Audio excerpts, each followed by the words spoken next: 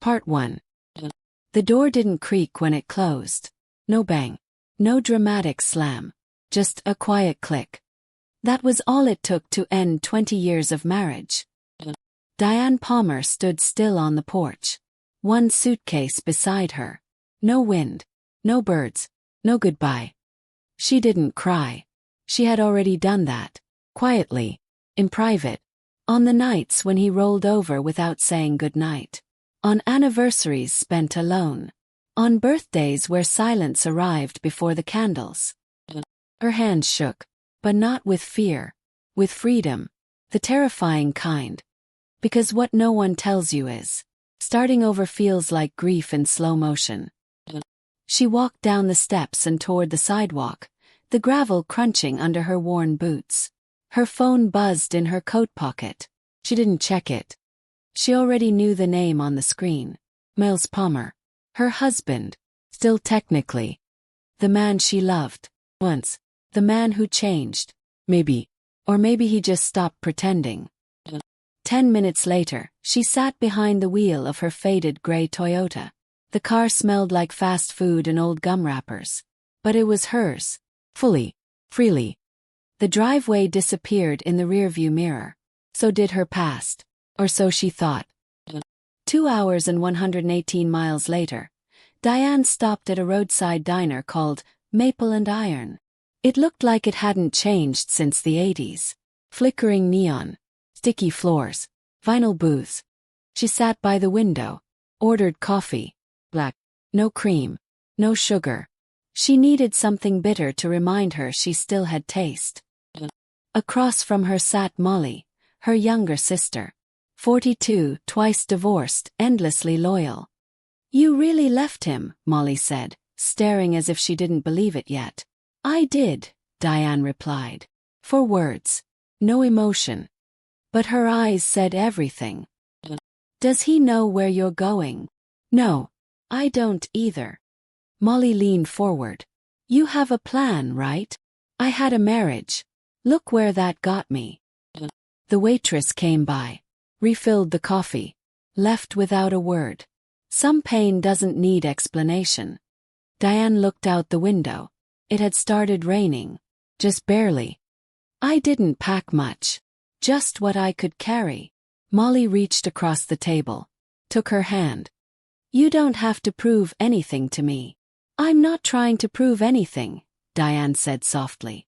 "I'm trying to remember who I was, before I disappeared." Back in Fairmont, Miles Palmer came home to a half-empty house. The living room still smelled like Diane's lavender candles. But her coat wasn't on the rack. Her slippers weren't under the couch. The framed wedding photo was gone from the mantel. Just a rectangle of dust left behind. He called her once. Straight to voicemail. He didn't leave a message. He wouldn't know what to say. Instead, he poured himself a drink. 2 fingers of bourbon. Sat at the kitchen table. And stared at the spot where she always sat. Diane spent the night in a budget motel. Room 16. Smelled like mildew and cigarette ghosts. But the sheets were clean. And for the first time in years, she wasn't scared of the silence. She laid back on the bed and let the silence wrap around her like a heavy blanket. It was ugly. And honest. She didn't cry. Not this time. There would be tears later. For now there was only breath. And a snow globe. One she'd carried with her since she was 15. Inside. A cabin, a pine tree, falling flakes frozen in midair. It had been her mother's. He shook it gently. Watched the fake snowfall. Whispered, "I'm okay." Then whispered it again. 'Cause maybe if you say a thing twice it becomes true. 3 days passed. She didn't call him. He didn't try again. It was like they'd both accepted the ending without reading the last chapter. Until the call came. An unknown number. She ignored it. Then a voicemail. She waited a full hour before listening. Curiosity is cruel. Hope crueler. She played the message. The voice wasn't his. It was a woman. Urgent. Neasy. "Diane, I don't know if you remember me, But I need you to listen carefully. It's about Miles. He's not who you think he is. He's been lying to you for a long time. And now that you're gone, you might be in danger. Blick. End of message. Diane sat there frozen, phone still in her hand, heart refusing to beat properly. She hit replay, listened again, then again. Same voice, same fear, same warning. The phone buzzed again. Text this time. Same unknown number. One sentence. Check your mailbox in Fairmont. Left side. Her breath caught in her throat. This wasn't over. She hadn't escaped. She had just stepped into a bigger lie. And suddenly, the man she'd shared 2 decades with felt like a stranger. She called Molly. Told her everything. Molly listened. Didn't interrupt. When Diane finished, there was a long pause. Then Molly said, "You need to go back." "No," Diane replied immediately. "Absolutely not." "Just to the mailbox," Molly clarified. "Not to him." Diane rubbed her temples. She hadn't planned on returning. Not this soon. Not ever if she could help it. But the message, the fear in that voice. Some truths don't let you walk away. They chase you down, even across state lines. The next morning, Diane drove 6 hours back to Fairmont, stayed off the highways, kept her eyes on the mirrors, not because she was being followed, but because paranoia follows you after someone says the word danger. She arrived just before dark, parked across the street from her old house. It looked the same, but felt like it was wearing a mask now. The porch light was off. Unusual. Miles always turned it on before sunset. She waited 5 minutes. No movement inside. Finally, she crossed the street, slipped around the side of the house, found the mailbox, left side. Her hands trembled. She opened it. Inside was a small brown envelope, unmarked, sealed. She opened it carefully. No letter, just photographs. And what she saw stole the breath from her chest. There was Miles, with another woman, and a child, in front of a cabin, the same one from her snow globe. Her fingers gripped the edges of the photos so hard they bent. The woman in the photo was the one who left the voicemail. And the child, he looked exactly like Miles, but younger than their marriage. Much younger. What would you do if you found out your spouse had a secret family? After 20 years of marriage, if Diane's story has you hooked, hit like, subscribe, and drop a comment below. Because the truth she's uncovering, it's darker than she ever imagined. The envelope slipped from her hands. Photos scattered across the grass like a secret unraveling. Her knees buckled, and Diane knelt instinctively, more from disbelief than gravity. With another woman, child, standing in front of a small mountain cabin, smiling, like they were a family. Real one. Diane blinked, trying to convince herself this wasn't what it looked like. Maybe the woman was a cousin, coworker. Maybe the boy wasn't his. Maybe this wasn't betrayal, just a coincidence. But she already knew better. She'd known it the second she saw the child's face. Same jawline. Same half-smirk Miles had when he pretended not to lie. She gathered the photos and slipped them back inside the envelope with shaking hands. Then she stood, low, uncertain, like a ghost walking on someone else's porch. She turned around, eyes scanning the windows of the house. No movement, curtains drawn. Was he home? Had he seen her? Her heart thudded louder than her steps as she made her way back to her car parked across the street. She got in, locked the doors, then sat behind the wheel for 10 whole minutes, just breathing. Back at the motel, she placed the envelope on the bedspread like it might explode. Paste.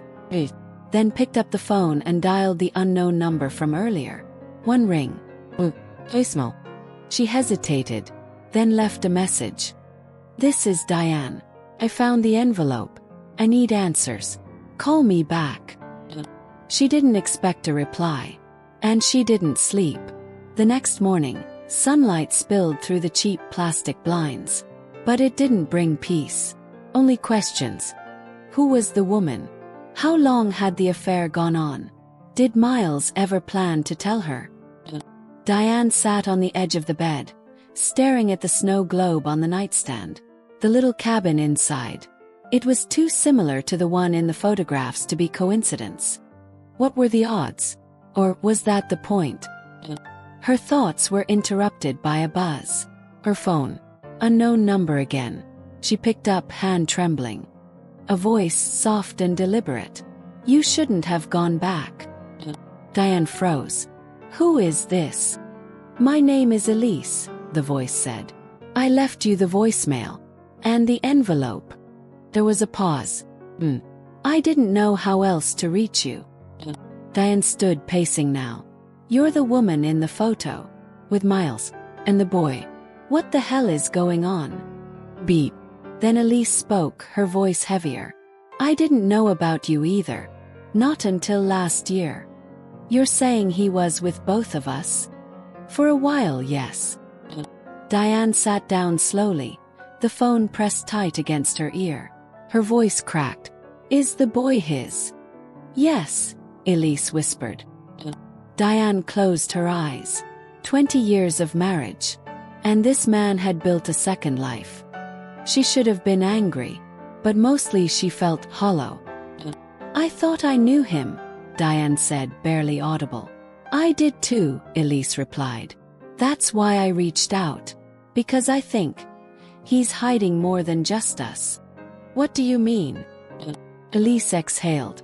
I started digging after I found his old passport. The stamps, the transactions, trips he said were business. They weren't. There are bank accounts, properties in other names.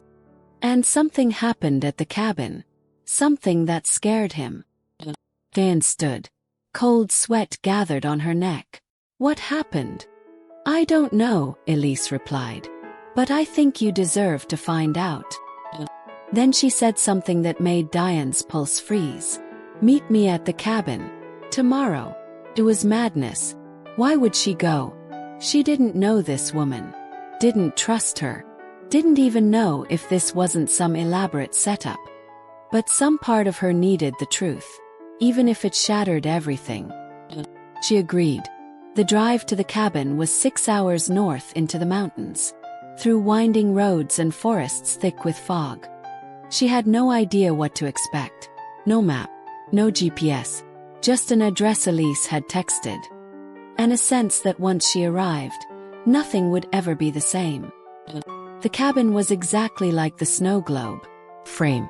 Wooden. Stone chimney. Nestled between two massive pine trees like it was hiding. When Diane pulled up, Elise was already there. Limp. Nervous eyes. Holding a cup of coffee with two hands like it anchored her. Diane stepped out. They stared at each other.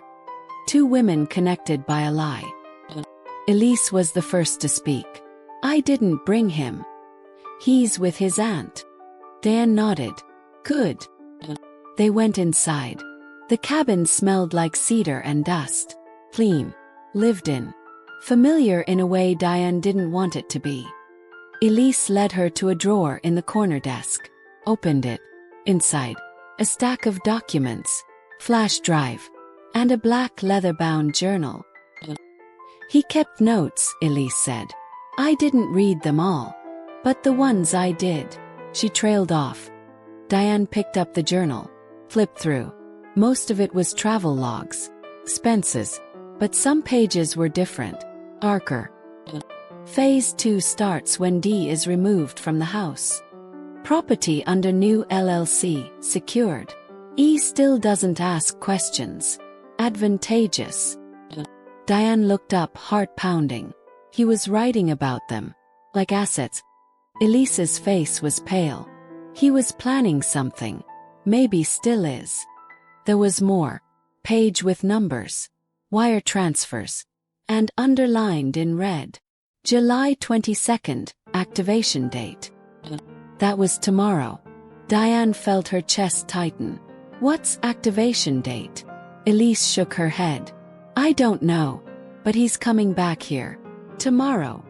I found the email confirmation. He booked a return flight from Atlanta. At 2:40 p.m. Diane stared at the journal like it might open its mouth and scream. She flipped to the last page. Blank. Except for one line. Trust is a weakness I never had. She dropped the book. Looked at Elise. What do we do? Elise swallowed. Then said. We find out the truth. And then we burn it all. That night the wind howled through the trees.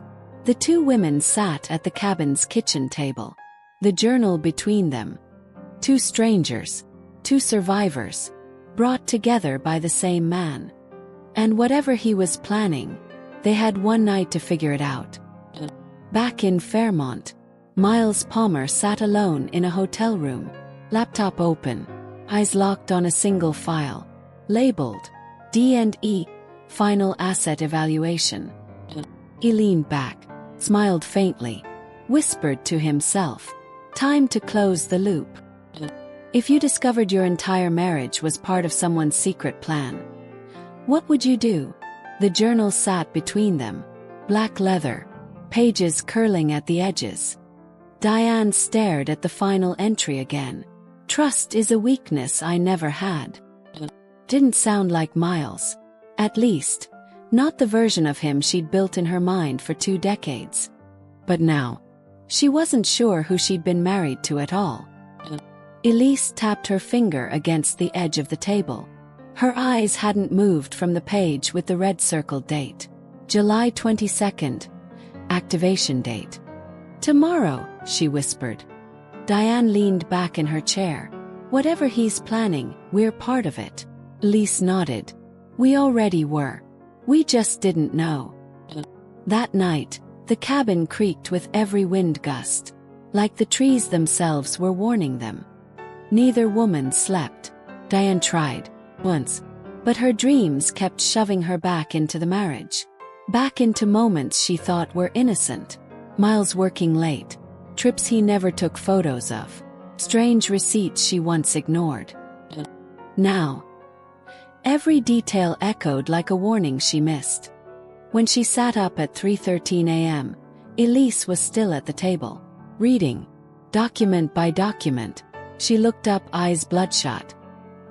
He's got property in Vermont, another in Utah, both under shell companies. Offshore transfers. He used your maiden name once. Diane blinked. What? Palmer Holdings. Then DM Trust. Diane's breath caught. She remembered once, maybe 10 years ago, Miles had joked about making her a beneficiary, if things ever got weird. She laughed then, thought it was romantic. But maybe it was preparation.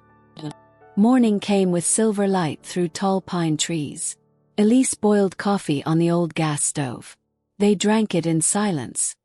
A different silence than before. This one had armor.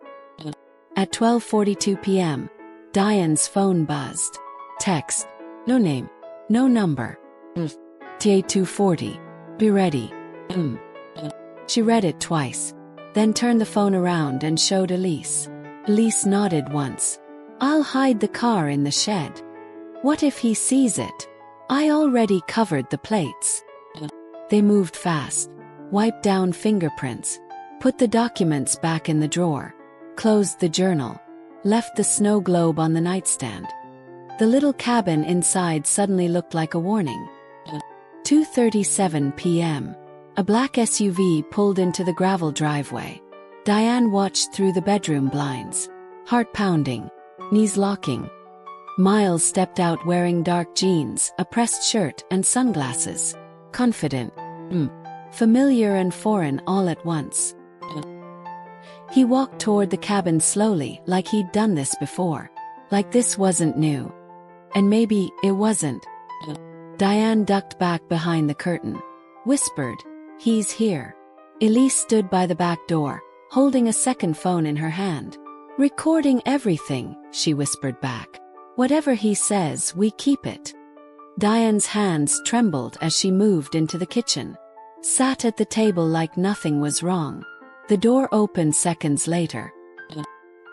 He entered like it was still his place. Like she hadn't left. Like Elise hadn't existed. Like none of it had happened. He smiled. Set his keys on the table.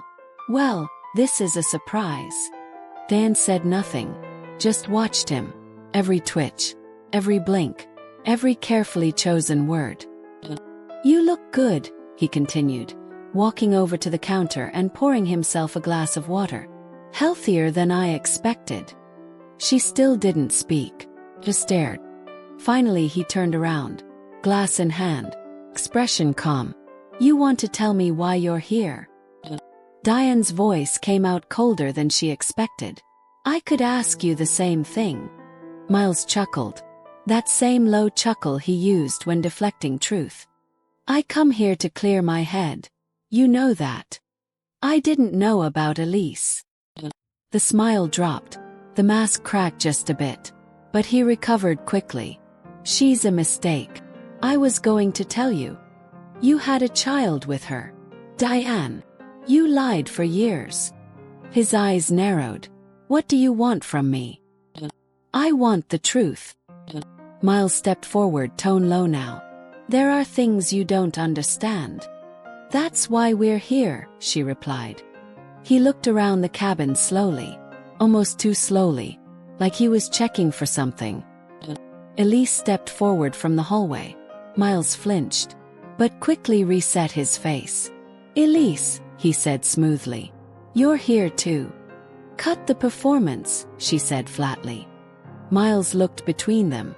Then exhaled sharply. Fine. You want honesty. He walked to the table. Sat down. Unbuttoned his sleeves. Come. You were both part of it. In different ways. I didn't expect to care. But I did. Diane blinked. Care about what? Us. No. About losing control. He looked her dead in the eyes. I was building something.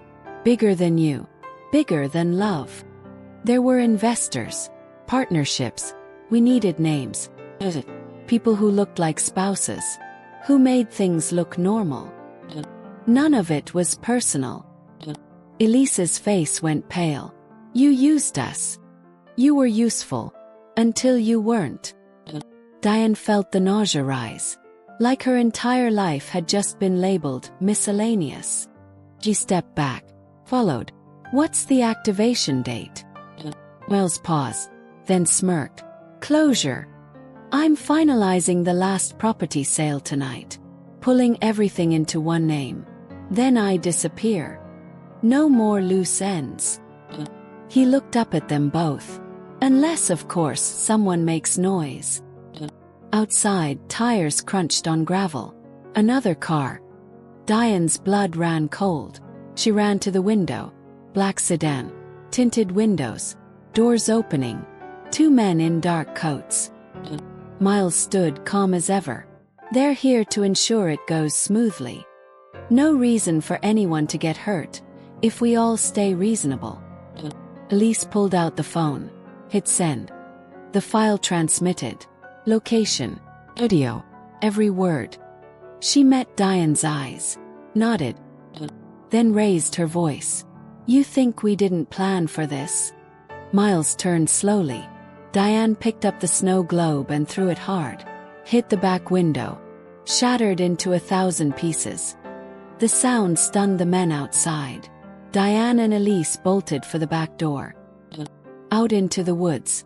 Breath ragged. Adrenaline boiling. Branches slapping their faces. Footsteps behind them. One of the men shouted. Stop! They didn't. They ran until they reached the creek. Elise pointed. Go left. There's a ranger station in a mile. They didn't stop. Not even when they couldn't hear the footsteps anymore. Not even when their lungs burned. They reached the ranger station at dusk. Burst inside. Collapsed. A young officer looked up, confused. Are you okay? Diane handed him the phone. All of it's on here. Elise just sent it to 3 reporters, lawyer, and a federal agent. Then she whispered, "He used us. But not anymore." Later that night, back at the cabin, Miles sat at the table alone. Phone buzzing, texts coming in, unanswered. He looked down at the journal, flipped to the last page, ripped it out, tore it slowly, then stood and walked into the dark. Part 2. The wind had a different bite to it that morning. Colder, sharper. Like something was shifting, not in the weather but in the air around her life. Claire zipped up her navy fleece, standing outside Finch and Willow Cafe on Sycamore Street. The small-town cafe had always been her place of refuge, her thinking spot since her 20s, but today it didn't feel safe. She stepped inside and immediately felt it. Someone was watching her. The bell above the door chimed as she entered, but no one looked up, except one man. He was sitting in the far corner behind the fogged-up window, alone. No coffee in front of him, no laptop, no book, just eyes, sharp gray, unblinking, and locked on her. Claire froze for half a second, pretending to smooth her scarf, and took a deep breath. She walked past him, sat near the counter, and tried to focus on ordering. "Your usual?" the barista Lila asked. Claire nodded, then hesitated. "Actually, make it to go." She wasn't sure why, but something told her she shouldn't stay. The man didn't move, didn't blink, didn't pretend to look elsewhere. She caught his reflection in the pastry case glass. A face. There was something familiar about it. But it wasn't recognition. It was like déjà vu mixed with dread. Claire stepped outside with her coffee. She didn't look back. She walked 2 blocks down, then ducked into a bookstore and stood between the shelves, heart racing. Why was she panicking? Why did this feel like something was beginning? Because deep down, she knew it was. Later that afternoon, she returned home, passing her mailbox, still crammed with unread letters and catalogs. She hadn't been ready to face the world yet. Her hands trembled slightly as she turned the key in the lock. Everything in the cottage was quiet. Too quiet. She set her bag down and glanced toward the kitchen. The note was gone. The one she'd written to herself and stuck on the fridge. Start over. No regrets. No turning back. Had vanished. She hadn't taken it down. She hadn't even touched the fridge. Claire felt something inside her sink. She stepped forward and opened the fridge door, as if expecting to find more missing. Everything looked normal, but she could feel it. Someone had been here. She spent the next hour pacing. Her phone had no missed calls, no messages from Scott, no texts from Lily. She thought about calling the police. But what would she say? "Hi, I think someone took my motivational fridge note."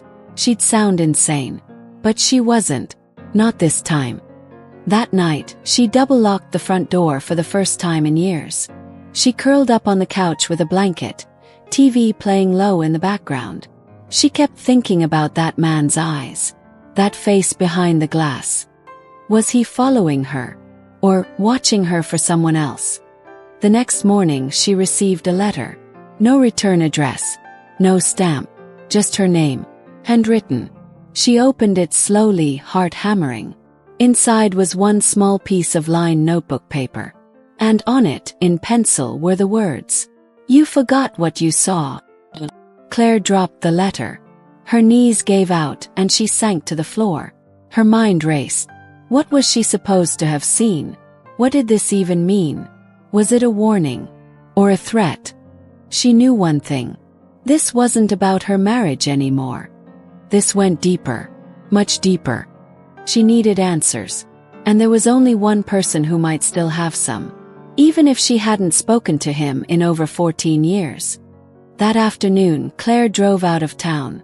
Past the hills, the farms, the rusted water towers. All the way to Bell County Correctional Facility. To visit a man she swore she'd never see again. Her older brother. She waited in the sterile visiting room, tapping her foot under the plastic table. her hands wrapped around a paper cup of lukewarm water. The door buzzed. The guard let him in. Eli, older now, rougher, but still with that same cold intelligence behind his eyes. He sat down across from her. Neither of them spoke at first. Then he leaned forward and said, "Why now?" Claire swallowed. "Do you remember something I saw that I forgot?" He didn't flinch, didn't smile, didn't blink. He only said, "It's starting again, isn't it?" Claire leaned in, whispering, "What do you mean?" Eli exhaled. "Who contacted you?" "Someone left me a note. Said I forgot what I saw. That's all." He stared at her, unblinking, then said softly, "They're watching. And if they know you remember, or might remember." He looked toward the security camera in the corner, then leaned in lower. "You have to be careful, Claire. If this is happening now, it means someone's cleaning house." She froze. "What are you talking about?" Eli tapped his fingers on the table, subtly. 3 times, then 2, then once. It was a rhythm they used as kids. A warning. Someone's listening. He said out loud calmly, "Tell Scott I said hi." Claire's eyes widened. Eli never liked Scott. Never mentioned him since the wedding. Never even spoke about her marriage. But now he was using his name. No, it wasn't a mistake. It was a message. On her way out of the facility, Claire's mind swirled. Had Scott known something? Had he hidden something? Had he lied for 20 years? The ache in her chest returned. But it wasn't heartbreak this time. It was betrayal. That night, she pulled the shoebox from under her bed. The one she hadn't opened in a decade. Inside were old photos, letters, birthday cards, and something she'd nearly forgotten. An envelope marked, "In case of emergency, Claire only," in Scott's handwriting. She hadn't opened it. Didn't think it was real. But now, with everything happening, she tore it open. Inside a single sheet. And one flash drive. The paper said, "If you're reading this, they found us. Claire, I'm sorry." Her hand trembled. She looked toward the old laptop in the corner. Whatever was on that drive, it could change everything. And she wasn't sure she was ready. But she had no choice. The past, whatever she'd forgotten, was coming back. And someone out there wanted to make sure she never remembered. The storm outside hadn't arrived yet. But something inside Claire felt like thunder had already struck. She sat cross-legged on her bedroom floor, staring at the flash drive in her palm. Black, innocent. And yet it felt like it held enough weight to bury her whole past. The letter from Scott sat beside her, its edges still trembling slightly from her grip. "If you're reading this, they found us. Claire, I'm sorry." The words echoed in her head like they'd been screamed through a tunnel. What had he done? What had he dragged them into? And why had he waited 20 years to leave a message like this? The old laptop took 3 tries to start. The fan wheezed like an old man's lungs. The screen flickered blue before booting to the home screen she hadn't seen since 2012. Claire inserted the drive. First nothing. Just a spinning wheel. Folder popped up. Labeled, "For C." She opened it. Inside were 5 video files. All time-stamped from the year 2003. The year they'd met. The year everything in her life changed. Her finger hovered over the first video. She clicked. The footage was grainy. Black and white surveillance. Hotel hallway. A man in a suit paced nervously outside a room. Then another man, bigger, bulkier, walked down the corridor and with no hesitation shot him in the back. The man collapsed, unmoving. The shooter turned, removed gloves, and walked away calmly. No rush, no panic, like he'd done it before. Claire's hand flew to her mouth. She looked closer at the victim's face as the camera zoomed slightly. Something about his features looked familiar. Scott. No, not Scott. Someone else. She clicked on the second video. This one was a private room. A long table. Papers. Men in suits talking quietly. At the head of the table, Claire's breath caught. Younger. Confident. Cold. He was saying something but there was no sound. Just footage. Another man entered, placing what looked like blueprints on the table. And then a name flashed briefly on the screen.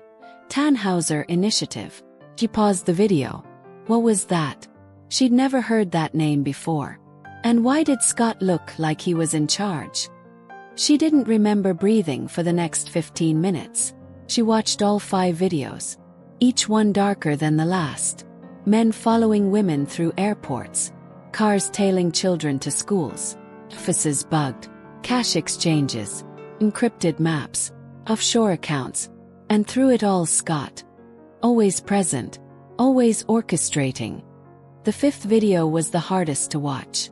Because it featured her. She was walking out of the campus library. Back in '03. She was laughing. Talking to her friend Rachel. Scott appeared in the distance. Wearing a baseball cap. Holding a camera. He wasn't just watching her. He was tracking her. Claire pushed the laptop away, shaking. None of this made sense. Had their entire relationship been a lie? Had she been a target? For what? She pressed her palms into her eyes, willing the memories to make sense. But they didn't. Not yet. Suddenly, headlights cut through her window. She dropped the flash drive and peered through the blinds. Black SUV. Not her neighbor's car. No one got out. No one honked. Just sat there. Running. Watching. She dropped the curtain and grabbed the drive. Pulled it from the laptop. She needed to hide it. Somewhere safe. Not in the house. And she needed to go. She slid into her car moments later, gripping the wheel with white knuckles. The SUV didn't follow. Not at first. She took a left toward the church, cut through Birch Lane, then turned again onto Maple. When she looked in her rearview mirror, there it was. The black SUV. Following. Headlights dim. Speed matching hers. Her breath quickened. She pressed harder on the gas, cutting through yellow lights. Still behind her. No license plate. No headlights now. Just the dark silhouette. She veered off onto an old service road leading to the river. Her tires crunched over gravel. Her hands shaking. She drove fast until she reached the old stone bridge, the one no one used anymore. She parked, grabbed the flash drive, and climbed down the embankment toward the hollow under the bridge. The place where she and her brother used to hide during summer storms. She wedged the flash drive deep into a crevice behind the moss-covered stones, tucked it under broken wood and river rock. Then she climbed back up to her car. The SUV was gone. She sat in silence for what felt like hours. Only the sound of crickets and her own heartbeat in her ears. When she returned home, her front door was cracked open. Just an inch. Her stomach dropped. She didn't go in. She turned and left. At midnight, she checked into a roadside motel under a different name. No ID. Paid in cash. Used to be something she thought only criminals did. But now she understood why they did. Because someone was after her. And she still didn't know what she was running from. The next morning her phone buzzed. New message. No number. Just text. You're getting close. Stop now or it all burns. Attached. A photo of her cottage. Taken from inside. From her bedroom. Claire dropped the phone. Later that day, she drove out to a library 3 towns over and used a public computer. Searched. Tannhauser Initiative. Nothing. No government filings. No news reports. But on the 10th page of obscure forums, she found a post. It read, TI is real. 2003, 4 dead. 1 disappeared. Still watching. Don't dig. Claire's hands trembled as she read it over and over. The year the surveillance videos were filmed. The year she met Scott. 4 dead. 1 disappeared. Who disappeared? Was it her? Was she the target all along? And if so, why? She needed help. Someone outside the system. Someone not already compromised. There was only one person left she could trust. Rachel. Her college roommate. The same one in the video with her that day outside the library. They hadn't spoken in years. But maybe Rachel remembered something too. Something Claire had forgotten. Or been made to forget. Claire pulled to the side of the road. Typed out a message. Then erased it. Typed again. Erased. Finally she just called. The line rang 3 times. Claire. Rachel's voice was shocked. Ushus. Is everything okay? Claire hesitated, then said, I think someone's watching me. A long silence. Then Rachel whispered, they're watching me too. Rachel's voice had always been warm, playful, comforting, but now it carried the weight of fear. They're watching me too. Claire clutched the phone tighter. Her breath caught in her throat. You knew. Oz. Then Rachel whispered, I didn't know everything. Not at first. But after you and Scott got married, strange things started happening. I thought I was being paranoid. But then, someone broke into my apartment. They didn't take anything. Just moved things. Left the water running. Like they wanted me to know they'd been there. Claire felt her stomach twist. Why didn't you tell me? Rachel let out a shaky breath. You were in love. You wouldn't have believed me. I was scared. I thought maybe it was all in my head. But when you called today, after all these years, I knew it was real. Claire looked out at the empty field beside the roadside gas station where she'd stopped to think. They were watching us even back then. Found videos. From 2003. Scott had been tracking me before we even met. Rachel was silent for a moment. Then she said, Claire, I think there's something you don't remember. About how you met Scott. Claire blinked. What do you mean? You told me you met him at a bookstore. That you bumped into each other. And he offered to buy you coffee. Yes. But that's not what happened. Claire's heart pounded. What are you talking about? Rachel's voice dropped. You were in an accident. Bad one. You slipped on the stairs at the student union. Hit your head. You were unconscious for 2 days. Claire's breath hitched. I don't remember that. I know. They said the memory loss was temporary. You came out of it and didn't remember the fall. Or the week before it. And then suddenly Scott was there. All the time. Helping you with classes. Bringing food. You said it was fate. Claire pressed a hand against her temple. Faint images fluttered behind her eyes. An ambulance. A white ceiling. Pain in her ribs. How had she forgotten? Rachel continued. I always thought it was too perfect. He just showed up. No background. No friends. And he was so controlling. But he made you happy. Or so I thought. Claire whispered. What if he wasn't just there by chance? What if he caused the accident? The line went quiet. Then Rachel said, we need to meet. Tonight. They chose a diner 2 towns over. Busy. Public. Claire arrived early, sat in the back booth, and ordered coffee she had no intention of drinking. Her hands trembled beneath the table. Every head turn. Every door chime. Her eyes darted toward movement like a hunted animal. Then Rachel entered. She looked older, but only slightly. Still sharp. Still kind. Her hug was tight. Real. And for the first time in days, Claire felt like she wasn't alone. They slid into the booth, eyes scanning around them. You said you found videos? Rachel asked softly. Claire nodded. And I hid the drive. By the river bridge where James and I used to play. Rachel glanced down. I remember that place. Claire leaned in. Rachel. What is the Tannhauser Initiative? Rachel's face went pale. You do know. Rachel took a long breath. After the break-in at my apartment, I started researching, quietly, through dark net forums, old archived military sites. Took me years to piece things together. But Tannhauser was a program. Covert intelligence op. Not government-sanctioned. More like a private contractor. Specialized in surveillance, manipulation, psychological conditioning. Claire's blood turned cold. And Scott. Rachel nodded slowly. He was listed in one file I found. Not by name but by codename Nomad. He was their best asset. Until he disappeared in 2004. Disappeared? Rachel's voice cracked slightly. I think he left the initiative. Went dark.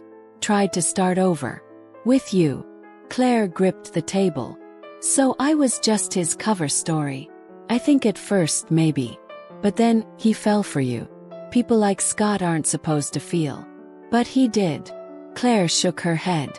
I don't know what to believe anymore. Rachel reached into her bag and pulled out a folder. I saved this for years. In case I ever needed to prove to someone that I wasn't crazy. She slid it across the table. Claire opened it. Inside were printed photos. Grainy images of Scott meeting with men in alleys. Transcripts of anonymous message board threads. Satellite maps. Even an old ID badge. Labeled Department of Foreign Communications, but with a fake name and Scott's photo. Claire stared at it all. It was real. All of it. She wasn't losing her mind. She had been living someone else's life. A carefully constructed illusion. And now, it was crumbling. They drove to the bridge together. Night had fallen by the time they arrived. Claire led Rachel down the embankment, behind the moss-covered stone. But when she reached into the crevice, her heart stopped. It was gone. The flash drive was gone. She spun around. Rachel. But Rachel was frozen, eyes wide. Claire followed her gaze. At the top of the hill, a figure stood silhouetted in the moonlight. Watching. Then a voice. Not loud. Not angry. Just tired. You weren't supposed to find it. Claire's throat closed. Scott. He stepped forward. Face gaunt. Older. Weathered by time. But unmistakably him. Claire felt every emotion crash at once. Betrayal. Rage. Grief. Why? She whispered. Why me? Scott didn't move closer. I needed out. I needed to disappear. They would have killed me if I left without a cover. I chose you because you were convenient. At first, Claire felt her hands shaking. And then, Scott's voice cracked. And then I fell in love with you. And that made everything worse. Because the one good thing in my life was the one thing I couldn't protect. Claire stepped forward. You ruined my life. I tried to save it. By lying. He reached into his pocket and pulled out the flash drive. I left breadcrumbs, hoping someday if they ever came back, you'd be able to understand. Understand what? That I'm the reason they're coming for you. Behind them, headlights cut through the trees. Another vehicle. Slowing. Rachel whispered. Claire, we need to go. But Claire stood frozen. Scott tossed the flash drive into the grass at her feet. Run. Don't trust anyone. Not even Rachel. Claire blinked. What? But Scott had already turned, walking toward the trees. As the other vehicle came closer, Claire heard him whisper into the night. Tell James I'm sorry. Then he vanished. Rachel grabbed Claire's arm. We need to move. They scrambled back to the car, engine roaring as they sped off. The black SUV never followed. But Claire knew it would only be a matter of time. Back at the motel, they locked the door and pulled the curtains tight. Claire opened the flash drive again, this time on Rachel's encrypted laptop. Inside was a new folder, labeled, Do Not Trust Her. Inside surveillance images. Rachel. With Scott. Dating back 10 years. Meetings. Exchanges. Even one photo of Rachel holding what looked like the same flash drive. Claire's breath caught in her lungs. She looked up. Rachel was staring at her. Expression unreadable. And then she asked softly, Claire, do you really think you can trust me? Part 3. The room fell deathly silent. Claire's eyes darted between Rachel and the laptop screen. Her heartbeat thundered in her ears. Those images, years' worth of secret meetings between Rachel and Scott, made her question everything. The old friend who had just helped her uncover the truth might have been part of it all along. Rachel raised her hands slowly. I can explain. Claire's voice shook. You said he disappeared. You said you hadn't seen him since 2004. I hadn't. Not officially. The images. Rachel glanced at the screen, her voice catching. They're edited. Cropped. Taken out of context. You can't trust what he put on that drive. Claire backed away. He warned me not to trust you. Rachel stepped forward. Claire, please. You've known me for 20 years. He's the one who lied to you every day of your marriage. Don't let him turn you against me. Claire hesitated. Was Rachel telling the truth? Or just another carefully placed illusion? She opened another image. Timestamp 2013. Rachel and Scott standing near a waterfront. Both looking over their shoulders. Not talking. Close. Explain this, Claire said. Rachel swallowed hard. That was in D.C. I was working on a leak investigation. I'd followed a lead that turned out to be him. He approached me. Told me he was being hunted. That the initiative wanted him dead. Claire frowned. You didn't tell me. Because I wasn't sure if he was telling the truth. And when I reported the encounter, the report vanished. My supervisor denied ever receiving it. A week later I got reassigned. Claire folded her arms. So you did lie. Rachel looked genuinely hurt. I didn't want to drag you into something dangerous. You had a life, son. I didn't want you looking over your shoulder the way I was. Claire sat on the edge of the bed, her hands pressed to her face. Nothing in my life was real. Nothing. Rachel sat beside her. James is real. Your love for him is real. That's the only thing that matters now. Claire turned to her slowly. I need to know one thing. Are you working for them? Rachel looked her dead in the eyes. No. But they are watching both of us now. And if we're not careful, they'll erase us. The next morning, Claire woke to the sound of Rachel on the phone, speaking in hushed tones outside the motel room. She stepped out quietly and leaned against the edge of the doorframe. Rachel's words were clipped. No, she doesn't know yet. I'm keeping her close until we decide. I understand the risk. Claire ducked back into the room before Rachel turned. Her stomach knotted. She couldn't stay here. Not anymore. While Rachel was in the shower, Claire packed quietly. Just her essentials: phone, cash, the flash drive. She scribbled a note. Thank you. But I need answers only I can find. Don't follow me. She slipped out into the early morning fog. Claire needed someone who knew the system, someone inside. That's when she remembered Daniel Reese, a former intelligence analyst turned whistleblower. He'd been interviewed on a late-night podcast Claire used to fall asleep to. He spoke in half-truths and cryptic warnings. But he was one of the few people who'd ever uttered the words, Tannhauser Initiative, in public. She searched the podcast episode, found a name of a town he'd mentioned, Mill Point, and headed there. No GPS. No cell data. She used a paper map she bought at a gas station. Like it was 1998 again. The closer she got to Mill Point, the more remote the roads became. When she arrived, the town looked like it hadn't changed in decades. Rusty signs, quiet storefronts, a diner with peeling paint. She asked the server, an older woman with kind eyes, if she knew where Daniel Reese lived. The woman hesitated, then pointed toward the north edge of town. Cabin near Hollow Ridge. Doesn't get many visitors.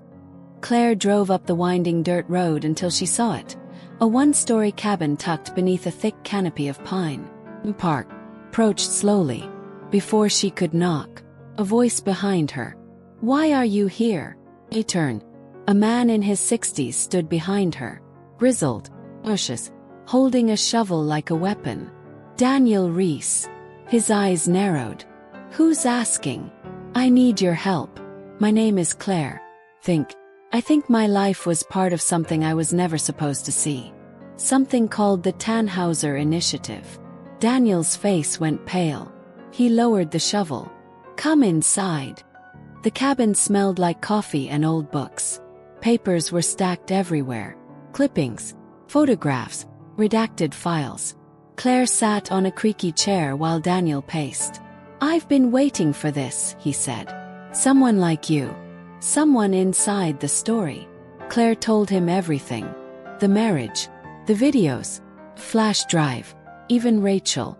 Daniel listened, then pulled out a small metal box. Inside was an old cassette tape labeled Project Echo, Subject 17. He slid it into a dusty recorder and pressed play. A voice crackled to life. "Will. Clinical. Reading from a report. Subject 17 exhibited early signs of emotional destabilization. Attachment to civilian target exceeded acceptable limits. Recommend monitoring or neutralization." Claire's blood turned cold. "That's Scott," she whispered. Daniel nodded. "They trained him to mimic connection, to infiltrate. But you weren't just an assignment to him. You were his undoing." Claire leaned forward. "What does that mean?" Daniel looked at her carefully. "You were never supposed to remember the fall, or the gap in time. They used something on you. A neuroblocker. Chemical memory suppressant. That kind of tech wasn't even supposed to exist outside military black ops. But Scott botched it. You were too strong." Claire's mind reeled. So many pieces clicking into place. "What do they want now?" she asked. Daniel's eyes darkened. "To erase the mess. Everyone who knows." That night, Daniel let her stay in the guest room. Claire barely slept. She kept hearing Rachel's voice. "Don't let him turn you against me." And Scott's voice. "Don't trust anyone. Not even her." Were they both lying? Or were they both telling parts of the truth? The next morning, Daniel showed her one final piece of evidence. A surveillance photo from 2005. Lab. Hospital bed. A woman lying unconscious. Next to her, a man in a white coat signing a form labeled Voluntary Cognitive Suppression, Tier 3. And next to that man was Rachel. Claire stared at the photo. No mistaking it. Her best friend. Filing paperwork. Looking calm.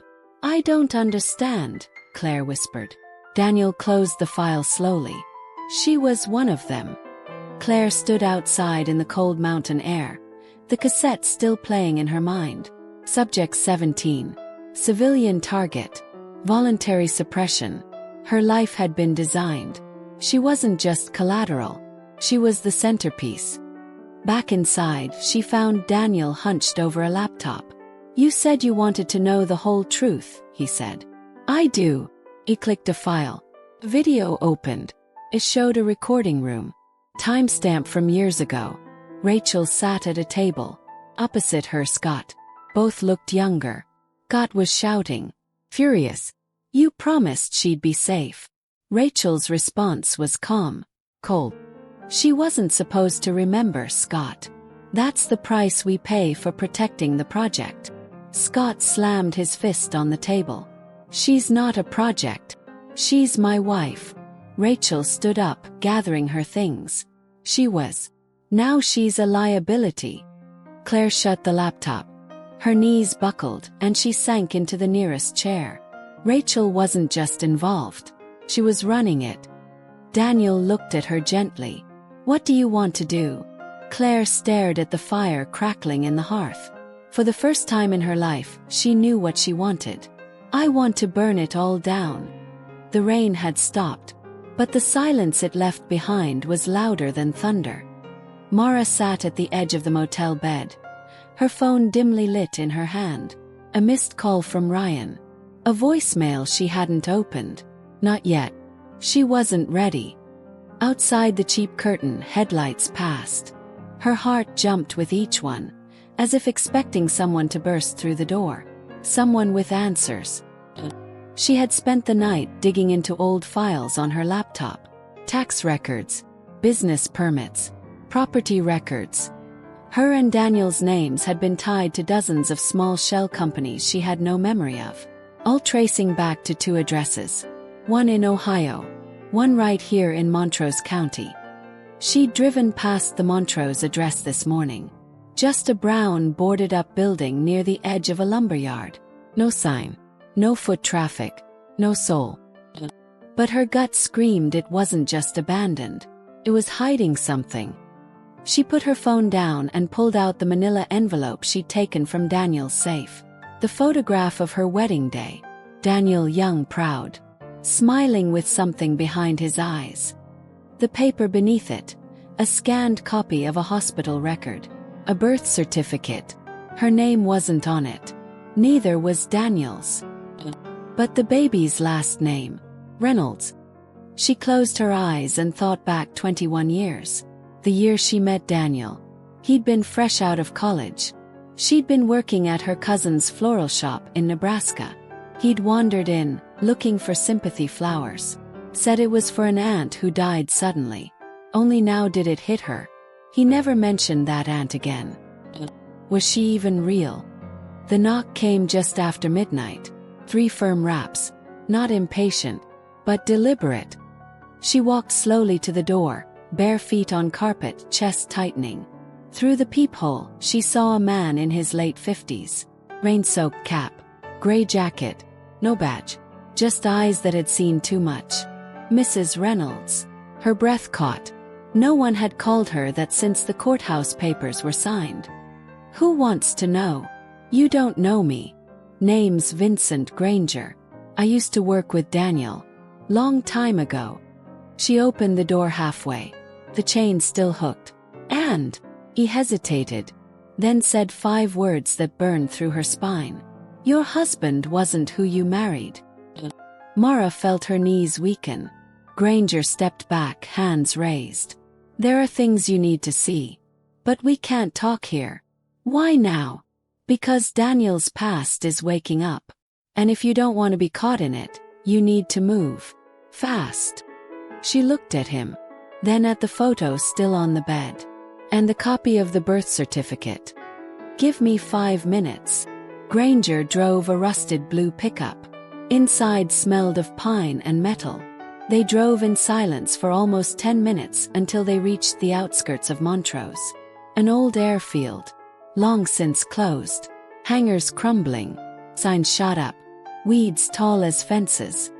Granger led her into one of the side buildings. Inside a table. Desk lamp. Folder. Daniel used to run operations out of here. Back in the 2000s. What kind of operations? Granger looked her dead in the eye. Storage. Transport. Paper trails for people who didn't want to be found. Human trafficking. No, not that dark. But identities. Hiding people.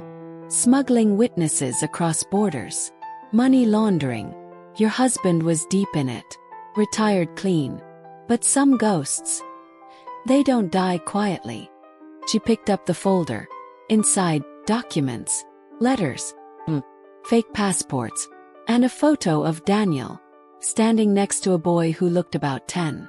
Dark hair. Same eyes. Nora's stomach dropped. Who is he? Granger swallowed. His name's Caleb. Daniel called him his nephew.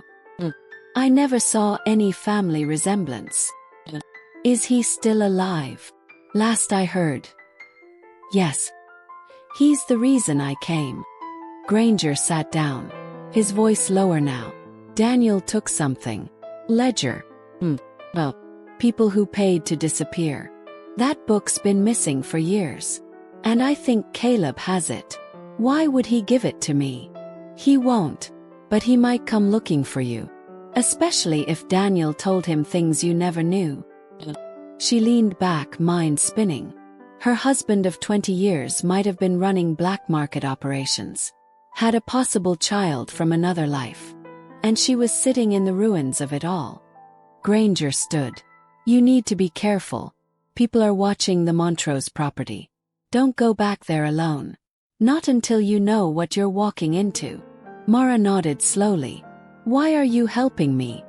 He looked toward the cracked window. Because I've seen what happens to people who think they can leave this world clean. And I owe Daniel one last debt. Back at the motel, Nora replayed everything in her mind. File. Photos. Caleb. Was this boy Daniel's son? If he had a secret family, why stay married to her? Or was it something darker? Then, as she finally lay down to try and sleep, her phone buzzed. A new voicemail. Not from Ryan. Unknown number. She pressed play. And a young man's voice, calm and cold, filled the room. You don't know who I am. But I know who you are. And I know what you're looking for. If you keep digging, you won't like what you find. He lied to you, Mara. But not about everything. Blick. She didn't mean to say it. Not like that. Not with the kind of finality that made it sound like goodbye. But the words had already left her lips. I don't think I ever really knew you, Will. The living room fell into silence, interrupted only by the distant hum of the fridge and the occasional drip from the kitchen faucet. Laura stood stiffly near the window, arms folded tight across her chest. Her reflection in the glass looked unfamiliar. Cold, tired, hollow. Will stood at the center of the room, the box still in his hands, half open. Inside were the contents of their marriage. Letters. A receipt from their first road trip. The dried flower she once wore behind her ear when they danced barefoot in Vermont. He looked at her, eyes raw. You're right, he said finally. You didn't. That somehow hurt more than anything else. Laura turned away. I'm sorry, she whispered. For which part? Will's voice cracked. For not knowing me. Or for never trying to. There was no answer. And that was answer enough. The next morning, Laura found herself back in her car, parked outside a weathered library near the edge of town. She hadn't been here in years. Maybe decades. But it was where her mother once brought her to escape. From noise. From people. From truth. Today she was chasing truth. The librarian, a sharp-eyed woman with half-moon glasses and a coffee mug that said, "Silence is golden," barely looked up when Laura approached the desk. "Excuse me," Laura began. "I'm looking for old town records. Family histories. The Grayson family, in particular." The woman raised a brow. "You mean the Graysons from Hollow Creek?" Laura nodded. "Yes. Especially anything on Abigail Grayson." The librarian exhaled slowly. "That name's been locked in our archive index for a while." "Why?" "She disappeared. In 1978. Never found. Whole town whispered about it for years." Laura's breath caught. "Do you have anything official? Case file? Newspaper clipping?" The woman motioned toward a back hallway. "Room 4. Second shelf. Blue binders." Dust clung to Laura's fingertips as she flipped through yellowed pages. It was all here. Grainy photos of Abigail Grayson, smiling faintly in her high school portrait. Police statements filled with vague leads and dead ends. And a single article clipped from the Hollow Creek Times. Teen girl vanishes from birthday party. Foul play suspected. Below the headline was a quote from a neighbor. "I saw her run out crying. Said someone told her a secret that broke her heart." And in faded ink, scribbled near the margin, a familiar name appeared. Will Franklin.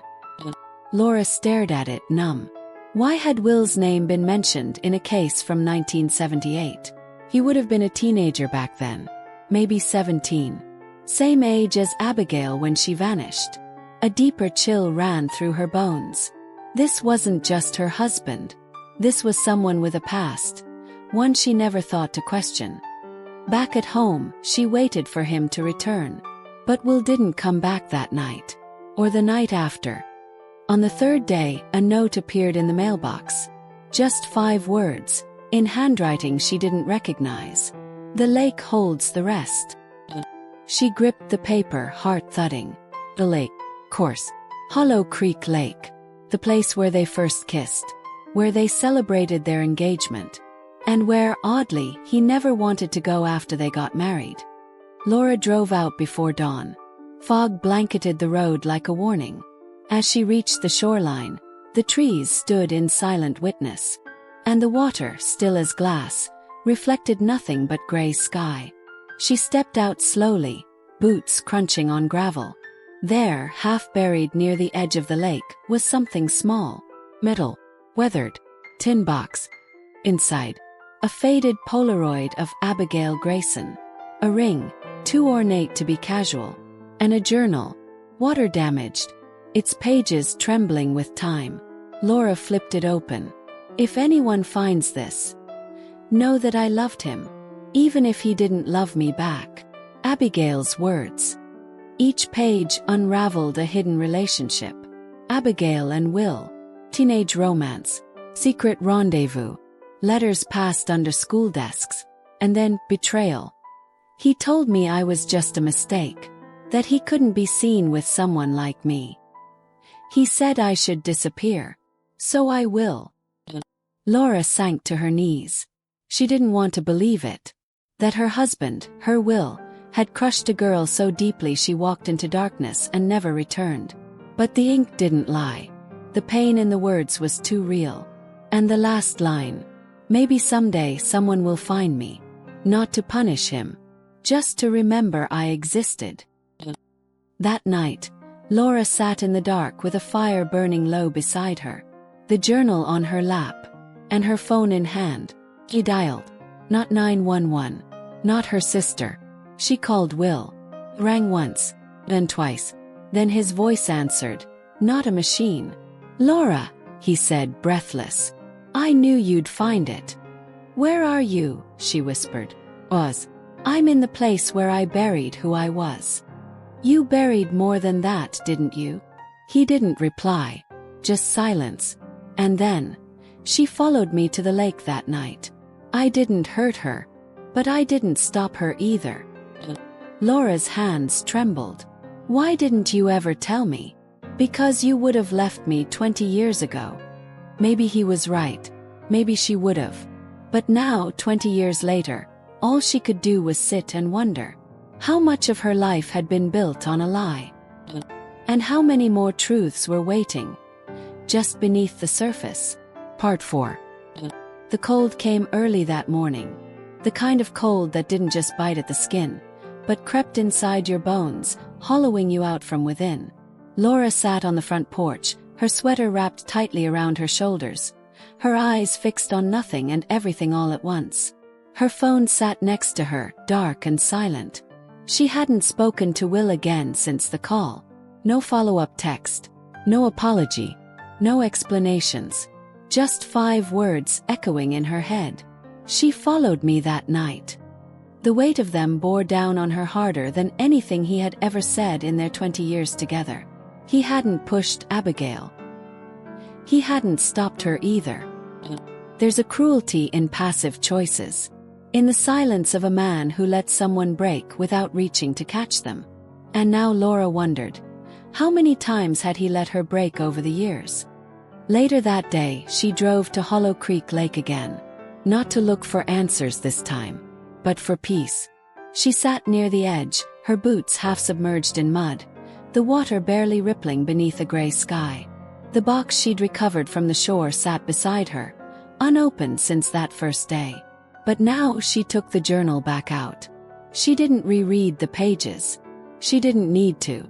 Instead, she took a pen and turned to the last blank page.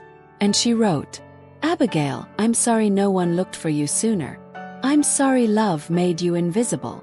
Her fingers paused. Then she added one more line. But I see you now. And she meant it. 2 days later, Laura received a visitor. A knock at the door around 6 p.m., right when the sun dipped behind the line of trees and cast long gold shadows through the living room. She opened it slowly. A woman stood there. Early 40s maybe. Blonde hair tied back. Sharp blue eyes that darted over Laura's face as if she were searching for recognition. Laura Franklin. Yes. I'm Detective Mallory Keene. Cold Case Unit. Laura blinked. Cold case. The woman nodded. Got a call from the state office. Someone filed an anonymous tip about the Grayson girl from 1978. We were told you might have something. Laura's hands instinctively touched her hip, where the edge of Abigail's journal still rested inside her cardigan pocket. She hesitated, then stepped aside. Come in, she said. They sat at the kitchen table. The detective didn't ask many questions at first. She let the silence stretch, only offering a quiet "take your time" as Laura fumbled through the words. Finally, Laura pulled out the journal. "I found this buried by the lake," she said, along with a few other things. The handwriting. It matches Abigail's from the school files. Detective Keene flipped through the water-damaged pages, her expression unreadable. She didn't react to the confessions. She didn't gasp at the heartbreak or the implication that Will had been involved. But when she reached the final page, the one Laura had written, she paused. She read it twice. Then she closed the book gently, resting her hand on it like a prayer. "Do you believe your husband is responsible for her disappearance?" Laura inhaled deeply and exhaled even slower. "No," she said. "Not completely. But I believe he let her fall." The next week unfolded in waves. Detectives searched the lake's shoreline. Dogs were brought in. Divers. Even drones. A skeleton was found buried beneath thick silt near the west dock. Female. Age consistent. Dental records pending. But Laura already knew. Abigail had been waiting there all along. News broke quickly. Small-town news traveled fast, and decades-old tragedy turned into a headline that couldn't be ignored. Remains found in 1978 Hollow Creek disappearance. Husband of local woman implicated in cold case. Reporters showed up at Laura's door the next morning. She didn't open it. She didn't owe them anything. Not her grief. Not her truth. Not her pain. What she did do, however, was drive back to her childhood neighborhood, the place she had abandoned when she married Will. She stopped outside the tiny blue house with cracked shutters and a leaning mailbox. Inside, her mother's furniture was covered in white sheets now, but the smell of lavender and lemon polish still lingered in the walls. It was strange how easy it was to return to the place you once swore you'd outgrow. She walked into her mother's old bedroom, sat on the edge of the bed, and pulled out a photo album from the nightstand. There, among the pages, was a picture of Laura at 19, smiling, wild-haired, careless and full of fire. She touched the photo gently. "I'm sorry," she whispered. For what? She wasn't even sure. For silencing herself. For building her world around a man who left pieces of himself buried in a lake. Maybe for never asking the questions that mattered. Will was arrested 3 days later. Not for murder, but for obstruction. For withholding information from police in a missing person case. For burying evidence. For disappearing when he should have stayed. He didn't fight the charges. He just looked down and nodded. Laura watched his arraignment from home. He looked older than she remembered. Tired. Human. And for the first time she didn't feel rage. She didn't feel relief either. Just release. Weeks passed. The town started to forget. Or at least it pretended to. They moved on to new gossip. New scandals. But Laura didn't forget. She had Abigail's journal now. And her own. She'd started writing again. Pages filled with her truth. Her regrets. Her rebirth. One night, she wrote something that stuck with her for days. "We spend our lives building homes and people, forgetting that some of them are made of sand." She folded that page and tucked it into the journal, right next to Abigail's final words. 2 women. 2 stories. One ending that no longer belonged to silence. And when spring came, and the town held a quiet ceremony near the lake for Abigail Grayson, Laura stood beside the water and let the breeze tangle through her hair. She didn't cry. She didn't speak. She just listened. To the birds. To the rustling trees. To the wind whispering through the reeds. As if the lake itself was finally exhaling after holding its breath for decades. Laura had no idea what would come next. But for the first time in 20 years, she wasn't afraid to find out. The town didn't look different.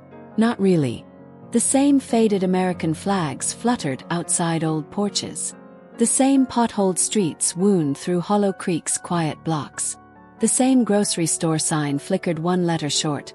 Arvest Grocery, because the H had burned out years ago. But Laura had changed. And when you change, the world never quite fits you the same way again. It was a Thursday afternoon when the doorbell rang. Laura had just put the kettle on when the sound echoed through the house. Not hurried, not aggressive, just persistent. When she opened it, she found a girl standing there. Late 20s maybe. Limp. Ill. Hair the color of rusted copper pulled into a high, messy bun. She wore a long green coat, unzipped despite the chill in the air. Her voice trembled slightly when she spoke. "Hi. Are you Laura Franklin?" Laura paused. "Yes." The woman extended a hand, almost nervously. "I'm Tess Grayson." Grayson. The name hit Laura like a slap. I'm sorry. Did you say?" Tess gave a sad smile. "Abigail Grayson was my aunt. My father's older sister." Laura stepped aside without even thinking. "Come in." They sat at the dining room table, tea between them, silence pressing down like fog. Tess finally broke it. "My dad, Abigail's younger brother. He was 6 when she disappeared. He barely remembered her. But I grew up hearing the story. How she was wild. Always reading poetry and hiding in the hayloft when the world got too loud." Laura nodded slowly. "That sounds like her." Tess looked down at her cup. "I never thought we'd find her.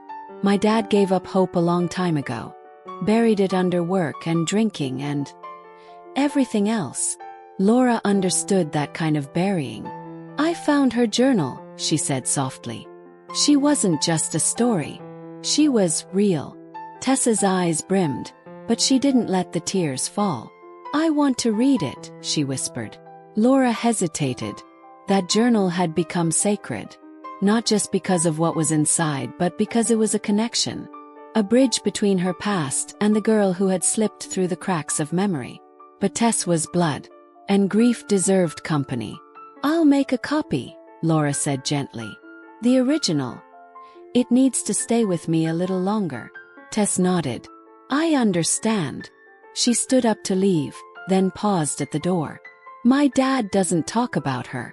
But maybe now he will." And then she was gone. Just like her aunt. The next few days passed in strange rhythms. Laura found herself wandering her own house as if she were a guest. She'd lived there for years, yet suddenly every photo on the wall, every dish in the cupboard, felt like it had been chosen by a stranger. Will's presence lingered in every room. But his absence felt louder. She opened the closet one night to grab a blanket and found his old army jacket still hanging there. The scent of his cologne hit her like a ghost. For a moment, she clutched the fabric to her chest. And then she packed it into a box.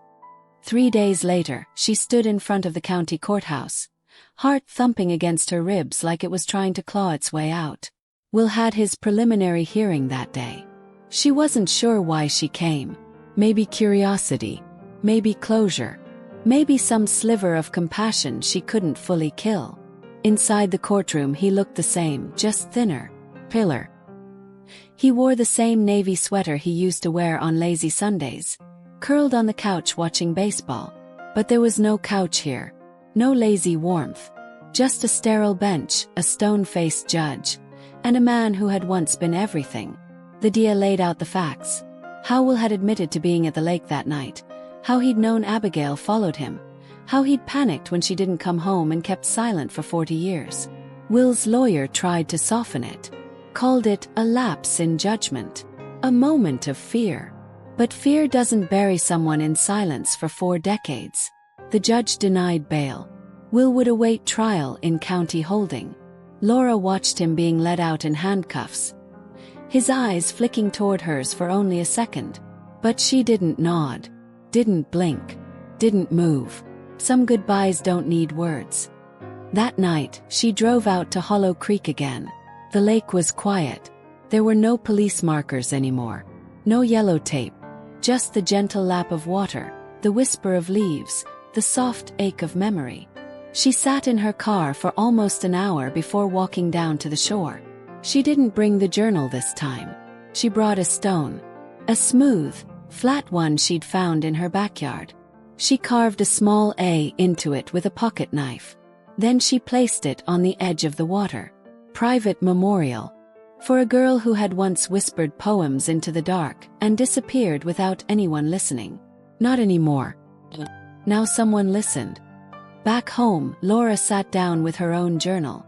She'd started keeping one after the police took Abigail's for evidence.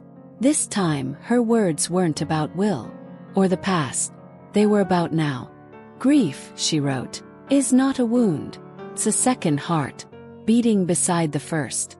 A reminder that love, even when lost, still echoes. She paused, then added, and I'm still here. 2 weeks later, she was back at the grocery store. Routine help. She walked past the cereal aisle, past the magazines, past the place where she used to wait for Will to grab his favorite bourbon. But this time she didn't linger. She bought flowers, yellow tulips, for herself. When she got home, she placed them in the center of the table. No reason, no anniversary, just because she could. On Saturday, Tess returned. She held a manila envelope, copies of the journal pages. I read it all, she said. Twice. Laura motioned her in. They sat again with tea between them. But this time Tess spoke first. She deserved better. Laura nodded. So did you. And for the first time Laura believed it. They made a plan to start a foundation in Abigail's name. Scholarship. For young girls from small towns who felt invisible. Who needed someone to believe in them. Felt right. Not to erase the past. But to rewrite the ending. Together. Later that night, Laura stood at the window, watching dusk settle over the trees like a soft shawl. The wind whistled low.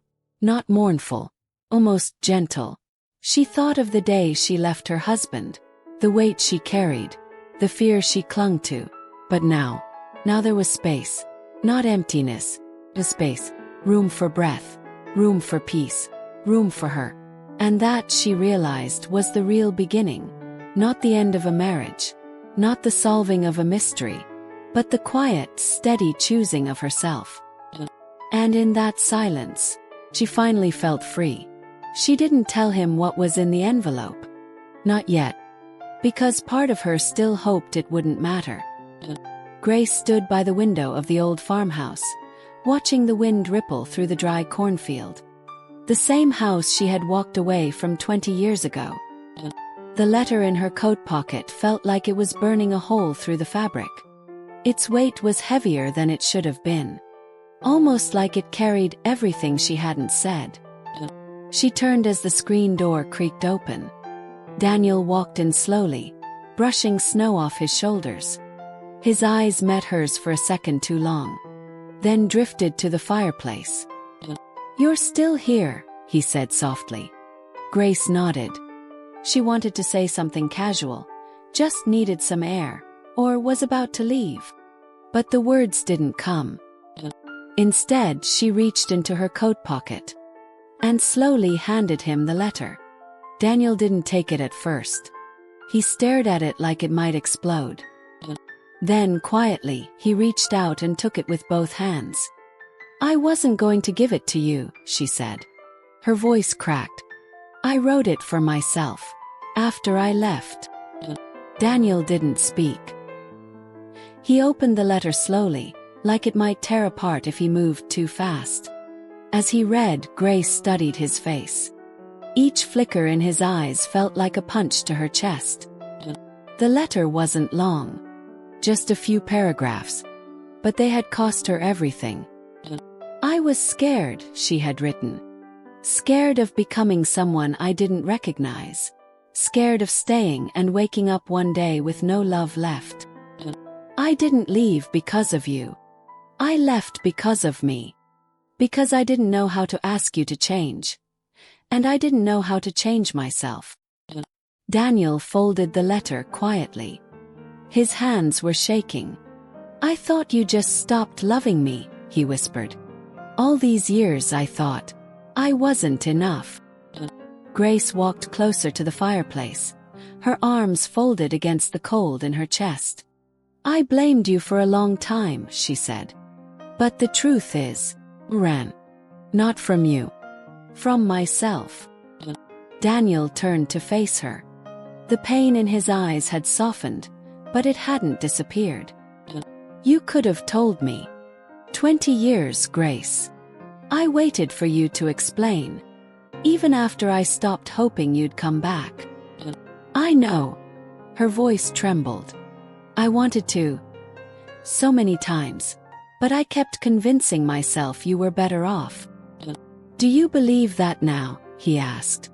Are we better off? The silence hung thick between them. The kind of silence that tells the truth before words ever can. I don't know, Grace whispered. I honestly don't know anymore. Daniel exhaled sharply. His hand ran through his graying hair. You came back, he said. That's something. She nodded. It has to be.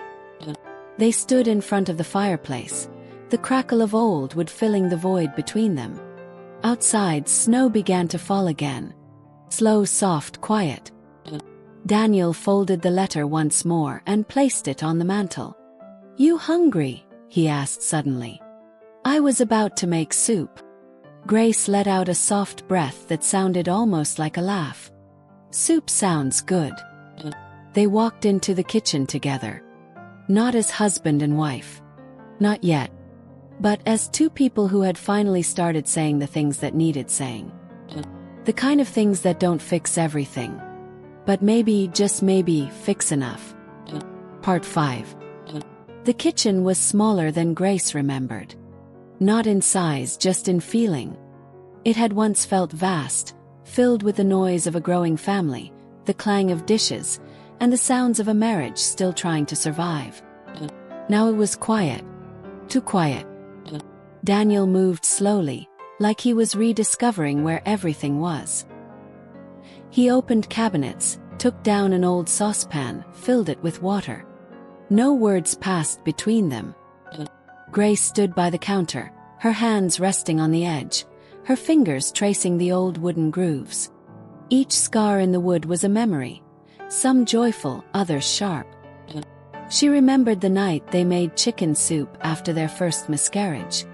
How Daniel had stayed up all night just to sit beside her, rubbing her back in silence. He had been gentle then, so full of love. But life had chipped at them slowly, methodically. You still drink tea after dinner? He asked without turning around. She smiled faintly. Always. Still leave the bag in too long? Daniel gave a soft chuckle.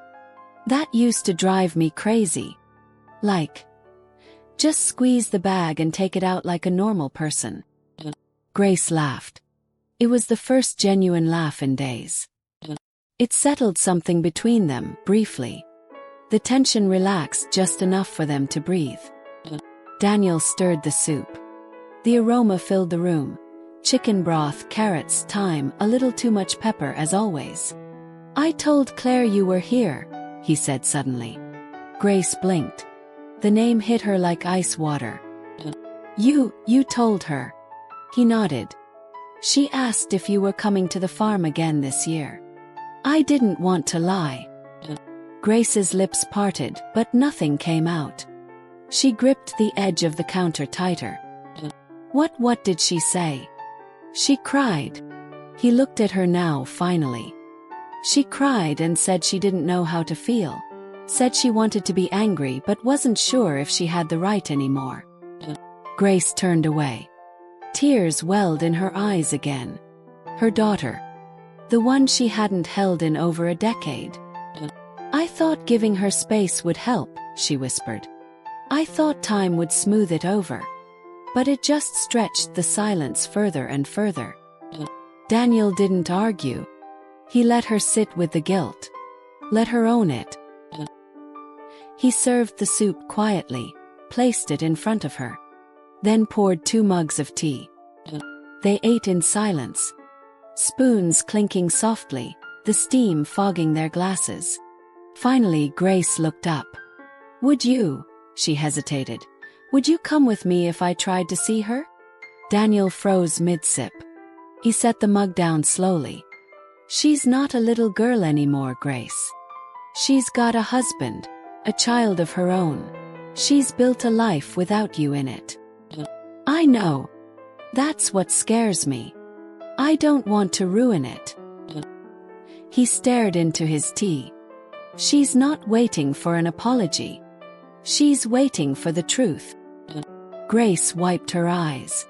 I've spent so many years building a story around why I left, she said. But I don't think she wants a polished version. She deserves the messy, broken, honest version. Daniel's voice softened. You're not the only one who made mistakes. I didn't chase you when I should have. I told myself I was being proud. But really, I was just afraid. They sat in that silence now shared. Not lonely, just heavy. Then Daniel stood. I'll drive you tomorrow, he said. Not for me. Not even for Claire. But for us. Grace nodded. Tears rolled down her cheeks, silent and soft. Later that night, Grace sat on the old bed in the guest room, staring out at the frozen fields. Everything looked the same, and yet nothing did. She thought of Claire's childhood laughter echoing through these halls, of bedtime stories unfinished, of birthday cards never sent. She picked up a pen and began to write. Not for Daniel, not for herself, but for the daughter she left behind. Dear Claire, she wrote, I don't expect this letter to fix anything, but I want you to know what I never had the courage to say before. The pen didn't stop for 2 full pages. She poured everything out, her fear, her shame, her love. And as she sealed the envelope, she whispered, Please let this be the beginning, not the end. Samantha stood outside the weathered farmhouse, staring at the front porch as the wind tugged at her coat. The boards creaked like old bones with each sway of the wind. For a moment, she wondered if the house even wanted her there, if the walls remembered her. The sky was dim, thick with clouds that threatened a storm. But the real storm was already churning inside her. She hadn't been back to this property since the night she left it behind, 20 years ago. Not until now. A shape moved in the upstairs window. She froze. It wasn't Derek. And it wasn't Mason. She knew their silhouettes. This was smaller. Someone unfamiliar. She climbed the porch steps with her heart hammering against her ribs. The wood moaned under her boots. Hand trembling, she knocked. No answer. Another knock, louder this time. Still silence. Then a soft creak behind her. She spun. The cellar doors were wide open. She hadn't even noticed them on her way in. And she remembered clearly. They used to stay bolted shut. Derek made sure of it. But now, they were open. Like an invitation. Or a warning. Swallowing hard, Samantha stepped off the porch and approached the cellar. She peeked down into the darkness. Hello, she called out. No response. Just cold air breathing up from below. And the faint, unmistakable scent of rain-damp earth and rusted metal. She descended the narrow staircase, her boots echoing on each wooden step. The light dimmed with every footfall.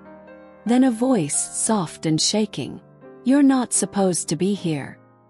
Samantha turned so fast she nearly slipped. A young girl stood in the corner, partially obscured by shadows. Who are you? Samantha asked, heart pounding. Where's Mason? The girl shook her head. I was told not to talk to anyone. Told by who? She stepped closer. The girl stepped back. I just stay down here, she whispered. He says it's safer. Samantha's stomach twisted.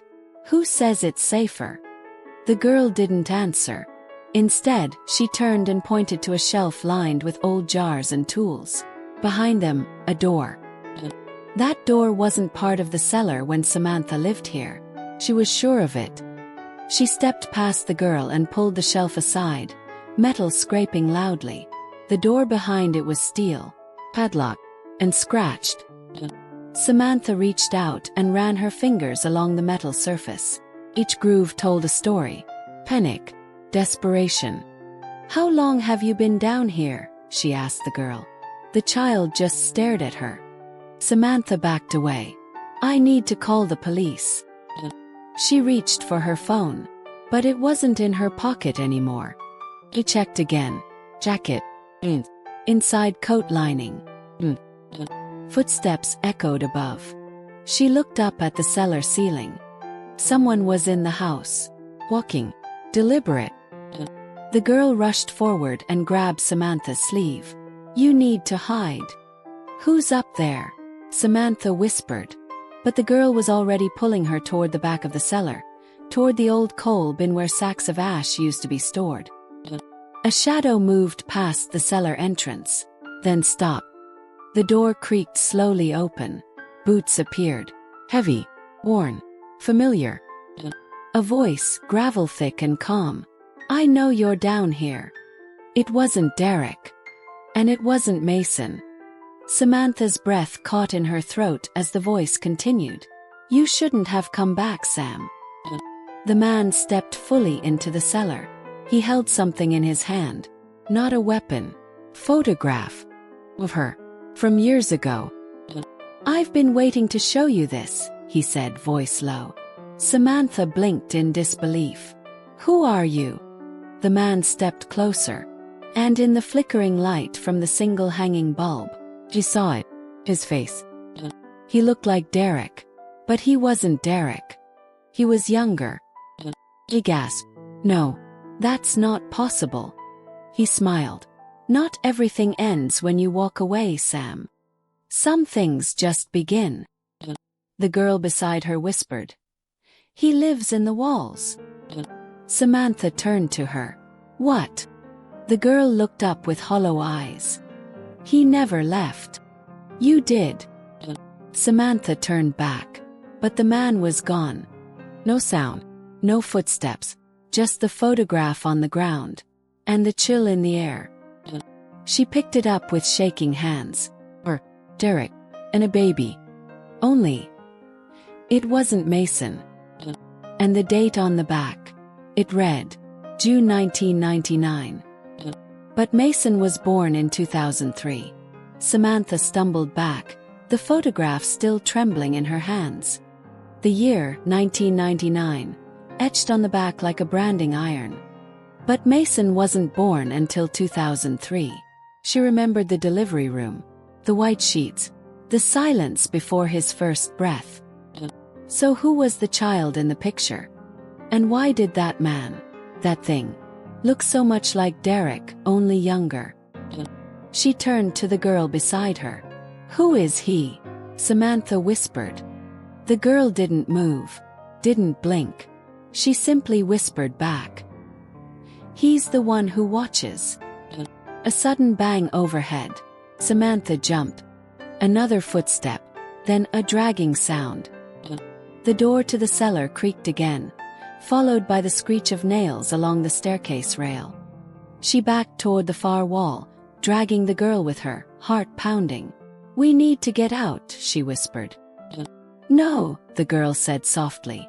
There's no way out. Not anymore. Samantha turned and began pounding on the walls, running her hands along the brick, searching for a weakness, an exit, anything. She felt the loose board under her boot before she saw it. She pried it up. A narrow crawl space stretched beneath the cellar wall. Dark, wet, but open. Come on, she urged the girl. Now. The girl shook her head. I was born here. You can't stay. She turned her eyes toward Samantha, filled with sorrow beyond her years. You don't understand. If I leave, he gets out. Samantha hesitated. What are you saying? Before the girl could answer, a shadow fell over the staircase. And then came the voice again. Come home, Sam. It was closer now, richer, more knowing. She dropped to her knees and crawled into the tunnel, pulling herself forward with dirt-streaked hands, heart racing with every scrape of stone. Behind her, the girl watched silently, then whispered, Don't forget me. Samantha's breath caught. She turned back, but the cellar was gone. Just blackness. The tunnel had closed behind her. She crawled forward until her hands struck a wooden door above her. She pushed. It opened with a loud creak. And suddenly, she was inside her childhood bedroom. The same pink wallpaper, a shelf of dolls, the cracked window pane. Except, she hadn't been here since she was 12. Photograph lay on the desk. She picked it up. It was her, as a child, standing next to a boy. Same face, same eyes, as the man in the cellar.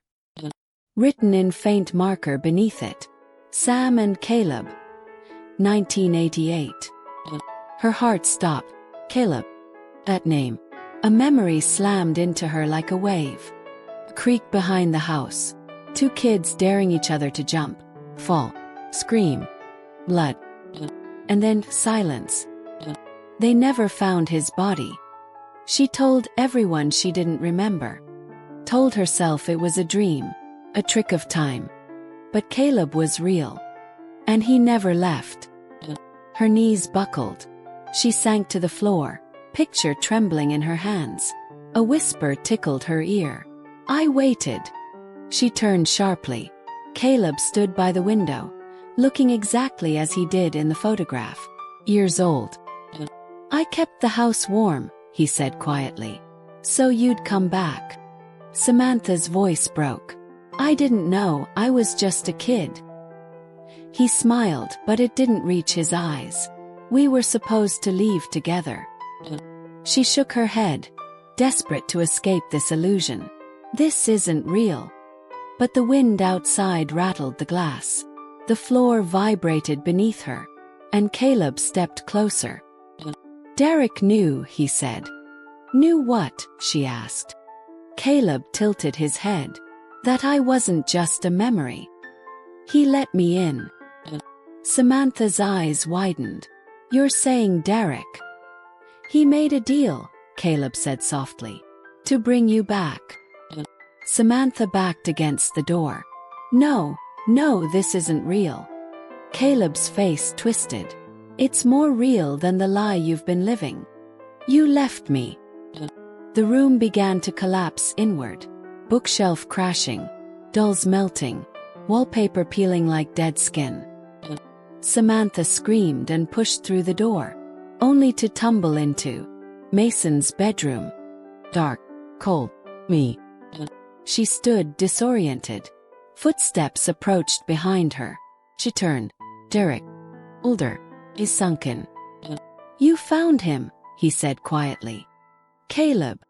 She nodded, her voice hoarse. What did you do?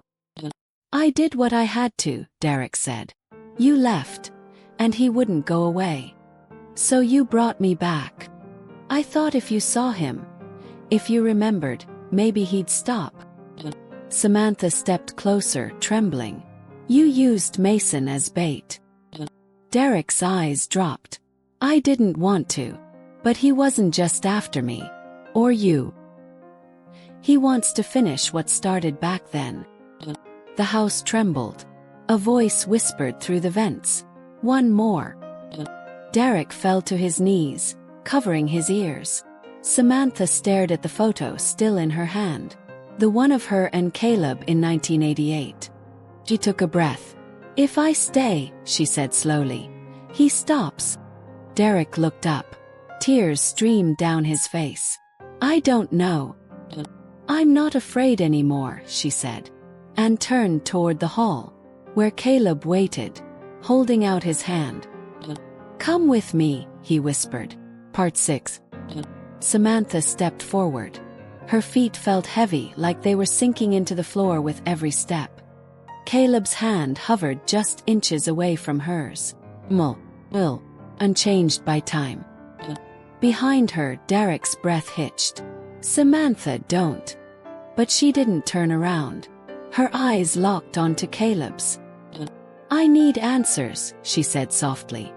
Caleb nodded, his smile faint. I've been waiting to show you. Their fingers touched, and suddenly, the hallway disappeared. She was standing in water, cold, up to her knees. Moonlight rippled across a black creek. The trees around them swayed like they were whispering, and she was 10 years old again. Caleb stood beside her. Same height, same clothes. The night he died. Samantha's throat closed. This is the day. He nodded. You dared me to jump. A flash of shame surged through her chest. I didn't think you would. Caleb turned to her, gentle. I wasn't mad, Sam. You ran for help. But when you came back, I was already gone. I remembered it differently, she whispered. I thought I pushed you. He shook his head. No. But someone else did. The wind around them shifted. And suddenly she saw it. A figure in the trees. Not a child. Man. Watching. Who was that? She asked. Caleb's voice grew quieter. He came to the creek every night after that. When I didn't leave, he stayed. Samantha turned to Caleb, heart pounding. You're not just a memory, are you? No, Caleb said. And neither is he. A sudden roar of water exploded beside them. The creek swelled, rising around their chests. Caleb grabbed her hand. We don't have long. They waded through the flood as time began to bend around them. One moment the trees were green and full. The next, they were bare and splintered, charred by fire. They passed scenes of Samantha's life. Her crying at her wedding. Mason being born. Derek arguing with someone on the phone. A voice whispering over his shoulder. The figure again. Same height. Same eyes. Watching every memory like it was his. Samantha turned to Caleb. He's been there, all this time. He lives where pain stays, Caleb said. He followed you because you left it unfinished. The water rose over their necks. Samantha gasped for air. And then they were standing in her old house again. Only now it was burning. Flames danced across the walls. Smoke thickened in her lungs. Why are you showing me this? She asked. Caleb's face was solemn. This is where it ends. You have a choice. Samantha's voice trembled. Between what? Letting him take your memories, Caleb said, so he can keep living through you. Or taking them back, even the ones that hurt. Flames surrounded them, but they didn't burn. She saw Derek again, this time younger. Sitting in a hospital waiting room, clutching a paper with her name on it. He looked lost. Samantha frowned. What is this? After you disappeared, Caleb said. Derek didn't look for you because he didn't know where to begin. He made mistakes, but he also tried. And Mason. Caleb's expression softened. He's still yours. None of this changes that. But if you stay here, he'll forget who you really are. The fire dimmed. And now she stood in a void. Just Caleb. And her. He held up the photograph from earlier. The one with both of them. He tore it in half. You take yours, he said. And I'll take mine. Samantha reached out and accepted the torn piece. It warmed in her hand. The fire faded. And the weight of guilt, fear, of forgetting, lifted from her shoulders. She opened her eyes. And she was lying on the floor in Mason's room. Dawn light poured in through the blinds.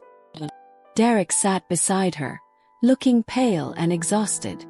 She sat up slowly. He blinked. Sam. She nodded.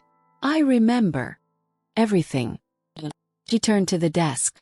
The torn half of the photograph sat neatly beside her. As her. As a child. No Caleb. Derek's voice cracked. Is it over? Samantha looked toward the window. The shadows were still. No movement. No whispers. For now, she said.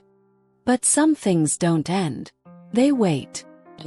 She stood, walked to Mason's room and looked in.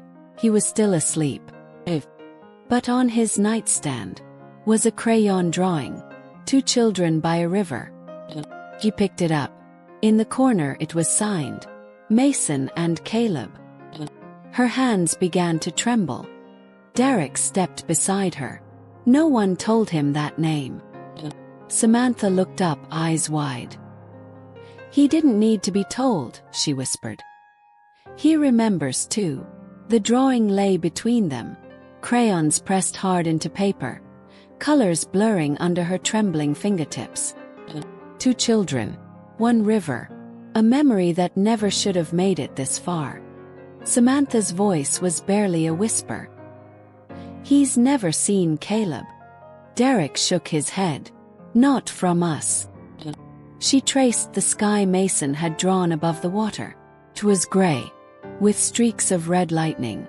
Not real, but familiar. Exactly how it had looked in the vision she shared with Caleb.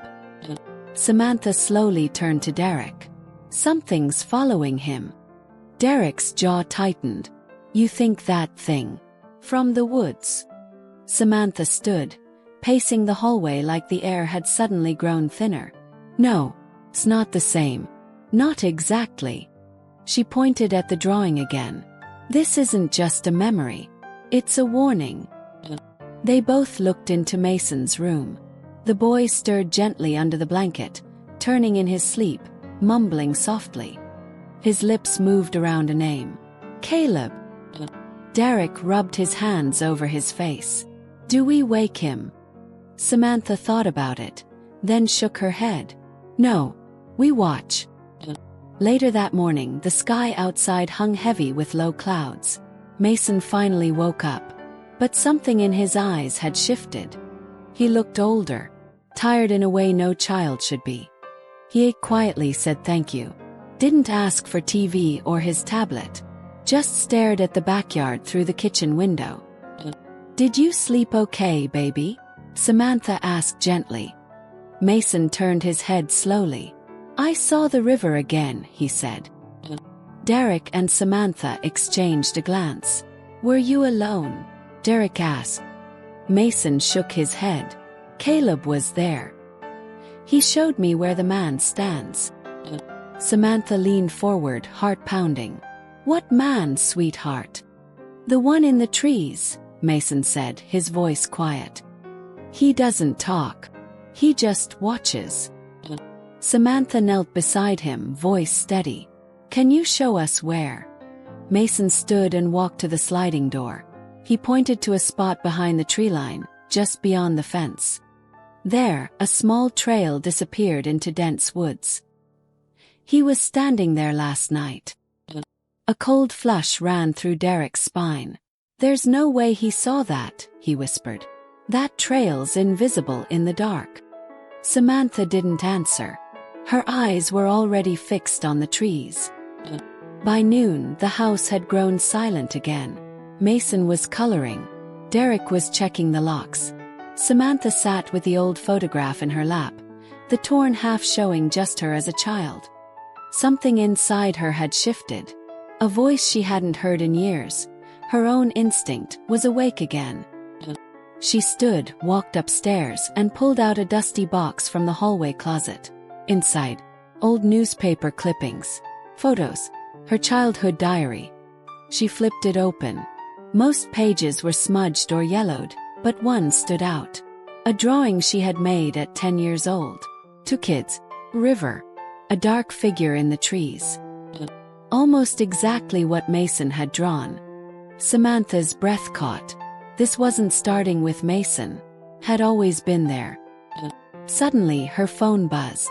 It was a number she didn't recognize. She answered. A voice came through, hoarse, slow. You saw him too, didn't you? He froze. Who is this? Name's Hank, the man said. Used to live 2 doors down from your folks. I saw your brother the night he died. Samantha's hand trembled. How did you get this number? Your dad gave it to me. Before things got strange. Samantha sat down. What do you mean strange? He said you'd understand someday. Said it wasn't your fault. And that the man in the woods ain't dead. Samantha gripped the phone tighter. Why now? Why are you calling me after all these years? Because, Hank said, voice cracked and heavy. I saw him again. This week. Where? By the old creek. The same place Caleb disappeared. She didn't say anything for a moment. I'm coming there. I figured you might, Hank said, then hung up. Samantha stared at the dead phone in her hand. She hadn't driven that road in decades. But suddenly she knew. The past wasn't behind her. It was circling back. That night, after Mason was tucked in bed, Samantha stood with Derek in the kitchen. She told him everything. About Hank, the diary, call. Derek listened carefully, jaw clenched. So, you want to go back? I need to, she said. He's not after me anymore. He's after Mason. Derek looked torn. But then, he nodded. I'm going with you. No, Samantha said firmly. Mason needs you here. And I need to face this alone. He stepped closer. You sure? She nodded. Whatever's waiting out there, it's been waiting for me. Samantha packed a bag. Notebooks, old photographs, flashlight, and something else. The torn drawing Mason had made. Before she left, she stood beside his bed. He was asleep again, arms curled under his chin. She leaned down, kissed his forehead. I'll be back, she whispered. Outside, the car hummed as she backed out of the driveway. The trees swallowed her in moments. The same road, same curve, same silence. Only now, she wasn't a scared child running from the past. She was a mother walking into it. An hour later, she pulled up outside the rusted gate near the old trail. And standing there was Hank, gray beard, long coat, eyes full of ghosts. He nodded once. You made it. Samantha stepped out of the car. What did you see? Hank turned toward the woods. You need to see for yourself. Because he remembers you. And with that, they stepped into the dark trail. Back where everything had started. Where the river still whispered. And something waited in the trees. The sun broke through the morning clouds in patches. Small golden squares scattered across Nora's hardwood floor. She sat on the edge of her bed, her hands trembling in her lap. For the first time in weeks, she wasn't crying. But the silence in her chest was louder than sobs ever could be. Downstairs, her phone vibrated again. Not a call. Another text. From the unknown number. It simply read, "Check the basement. You were never alone." She blinked hard, her eyes fixed on the floorboards. How did they know?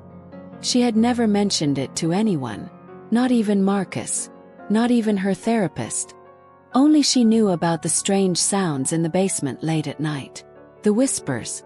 The faint creak of old stairs. The feeling that someone was breathing just out of sight.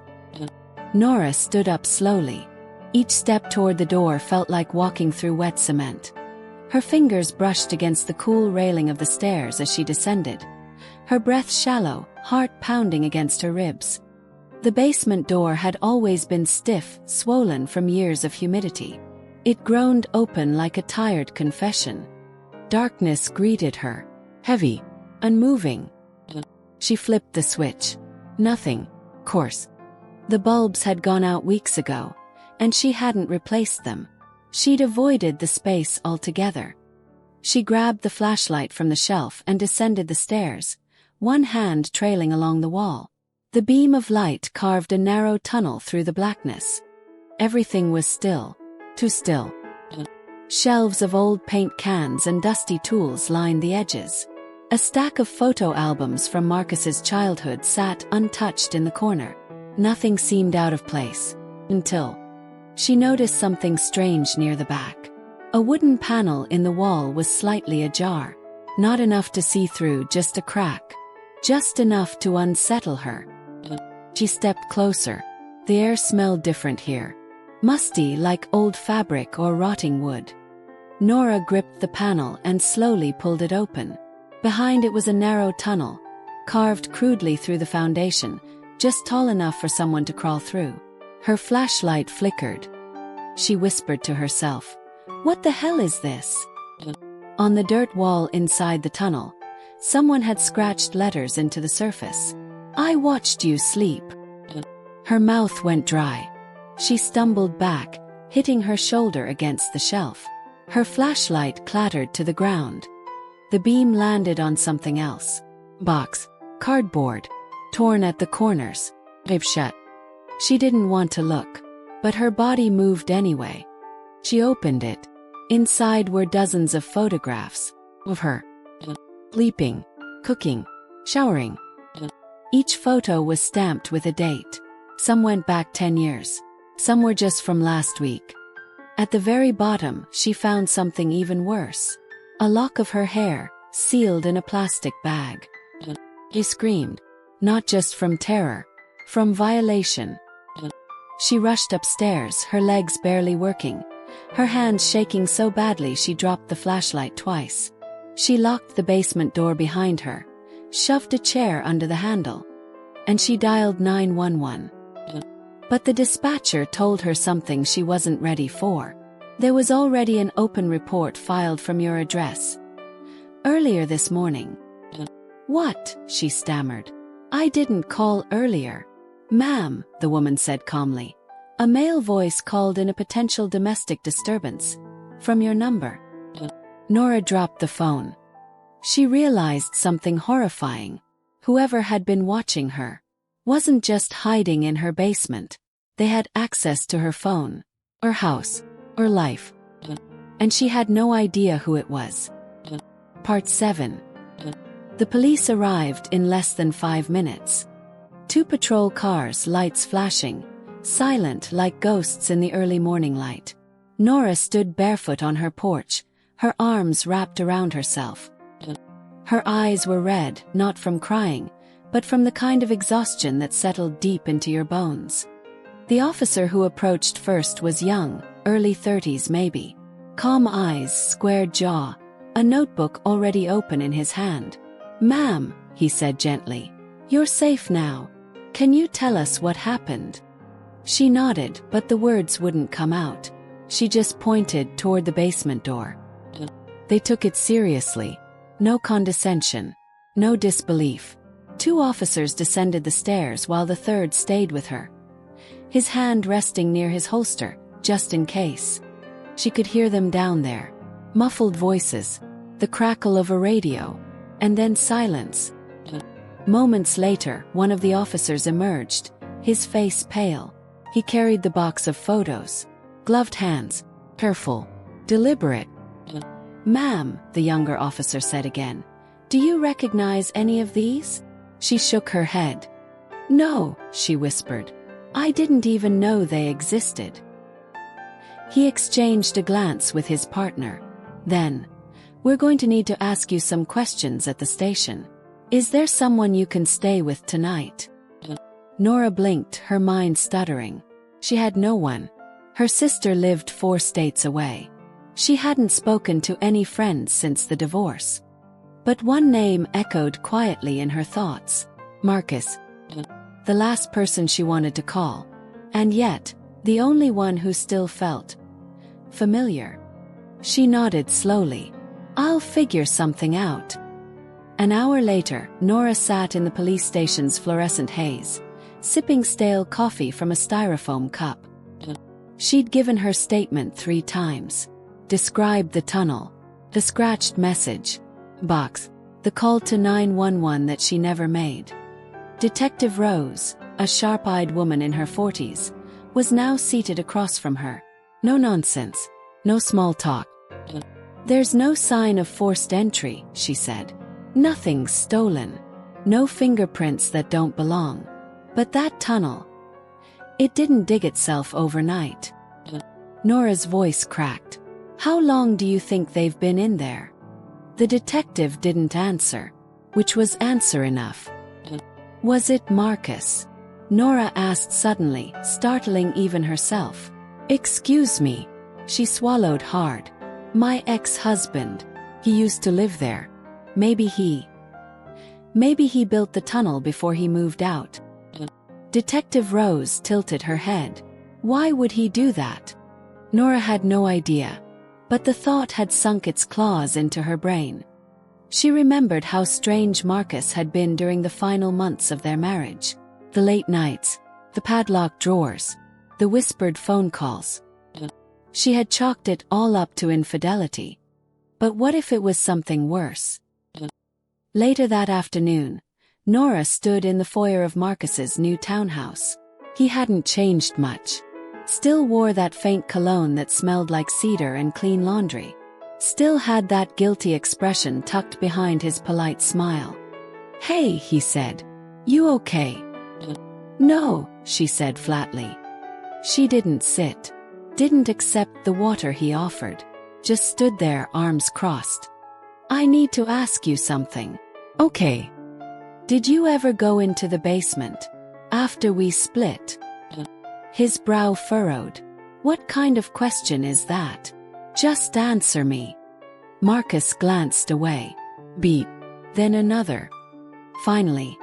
"I used to go down there sometimes. Before I moved out. To grab my stuff. Tools. Boxes. Did you ever build anything down there?" "Like what?" She hesitated. "A tunnel." He blinked, then laughed. Not in amusement, but in disbelief. "A tunnel? What are you talking about?" He told him. Everything. When she mentioned the scratched message on the wall, his expression shifted, barely, just for a second, but it was enough. "You know something," she said. Marcus stepped back. "No, I just... This is insane, Nora." "Then why do you look scared?" He didn't answer. Nora left, furious, confused, terrified. Not sure what was worse, that someone had watched her for years, or that Marcus might have known about it. That night, Nora stayed in a hotel. She couldn't go back to the house. Not yet. Maybe not ever. She didn't sleep.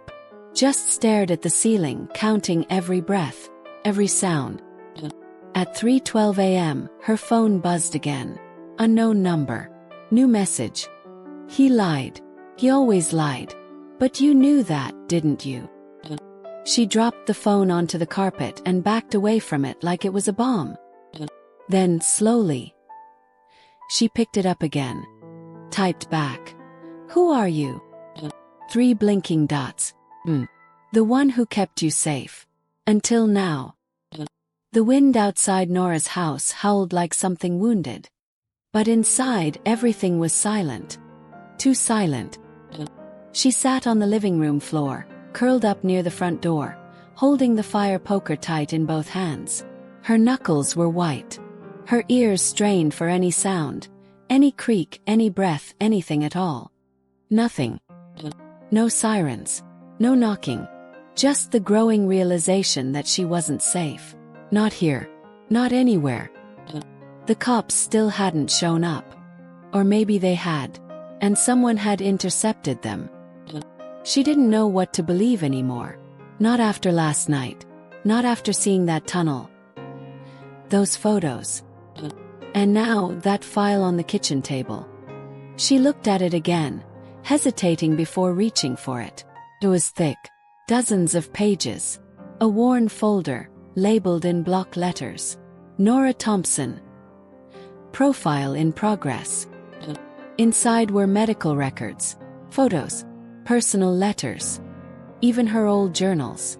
Pages she had torn out and thrown away years ago. Her whole life documented, studied, analyzed. On one page someone had written, "Subject exhibits prolonged detachment. Vulnerable to suggestion. History of betrayal.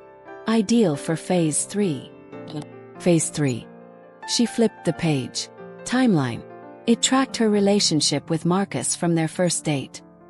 All the way to the day she left. Except it didn't stop there. There were notes from just last week.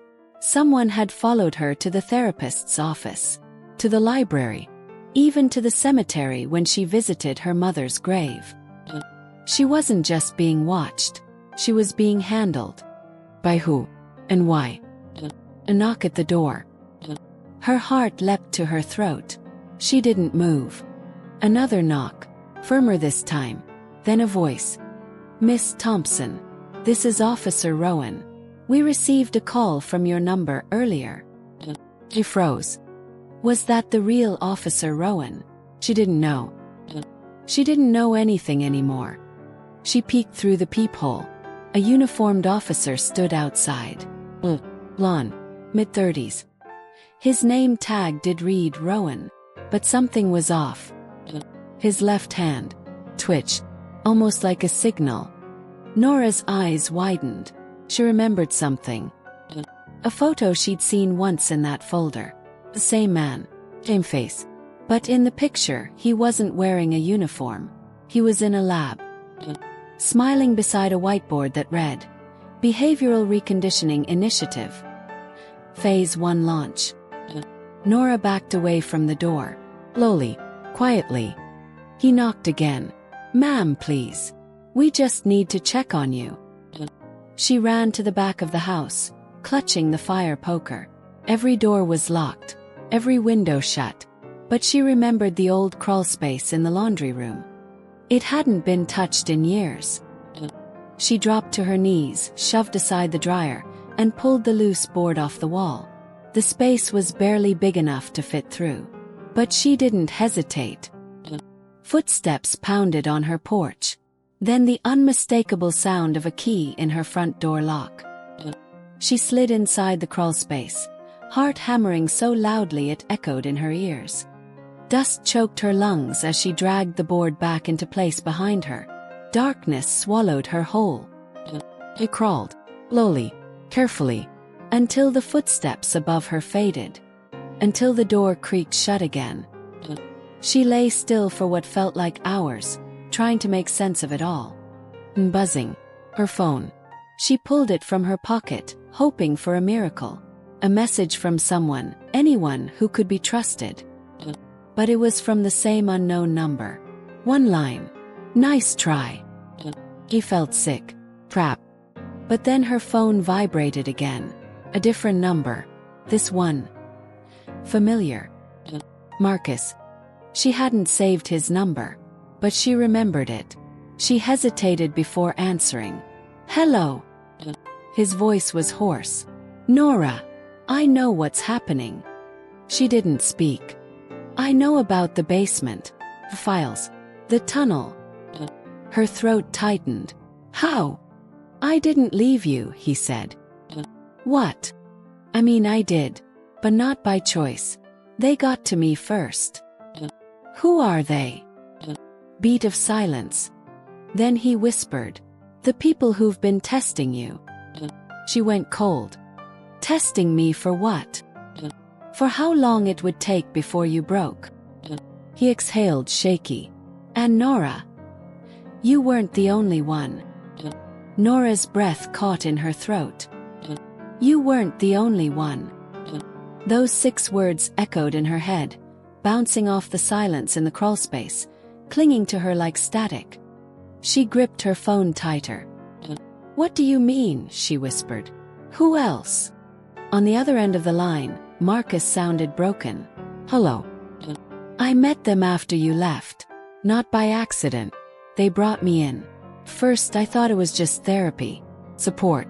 You know. A place to understand my feelings. My mistakes. He let out a bitter laugh. But it wasn't therapy. It was recruitment. Nora's stomach turned. Recruitment for what, Marcus? For people like you. Like me. People who've been through something. Raw. People with emotional scars, unhealed wounds. He hesitated. They said you were being monitored long before you met me. That I was just a trigger. A chill ran down her spine. How much of us was real? She asked, her voice breaking. There was a long pause on the other end. All of it. Least for me. But by the time I realized what they were doing, it was already too late. They used me to push you into the exact emotional state they needed. Nora covered her mouth. She wanted to scream. She wanted to sob. She wanted to disappear. What are they doing to us? She asked. Marcus replied. voice barely above a whisper. They're building control systems. What? Emotional control systems. They manipulate relationships, stress, grief. They track the breakdown to see how long it takes for someone to become malleable. Why? Because someday they want to sell this to governments, corporations. They're not just testing drugs or implants. They're testing people. Nora's blood went cold. She had always thought she was broken, but now she saw the cracks had been engineered. I need to get out of here, she whispered. Marcus's voice sharpened. Then listen to me. You can't go to the police. Not local. Not federal. You don't know who's involved. There's a woman, her name is Eliza Nunez. She used to be part of the project. She left when she realized how far it went. She's in Colorado now. Off the grid. She's the only one who can help you. How do I find her? She's expecting you. She's been waiting. Before Nora could respond, she heard something above her. A step. More than one set. They're here, she whispered. Marcus didn't hesitate. Get out the way you came in. Take the old trail behind your house. You remember it. The one through the woods. Yes. There's a car hidden under the tarp near the first bend. Keys are inside. Go now. What about you? I'll buy you time. Marcus. Go, Nora. The line went dead. Nora crawled, blind in the dark. She emerged through the broken board and bolted to the back door. The air outside hit her like a slap, cold and sharp, but she didn't stop. She ran. Through the trees, over the broken fence, past memories etched into the soil. The trail was still there, faded, but it remembered her feet.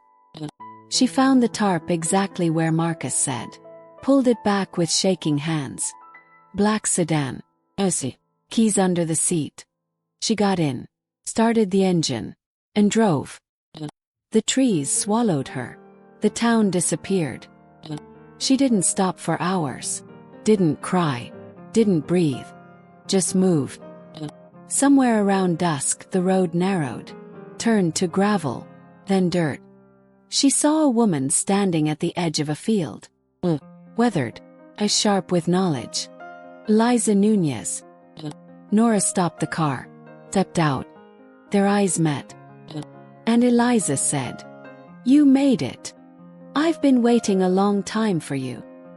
Nora didn't know whether to fall into her arms or run away screaming.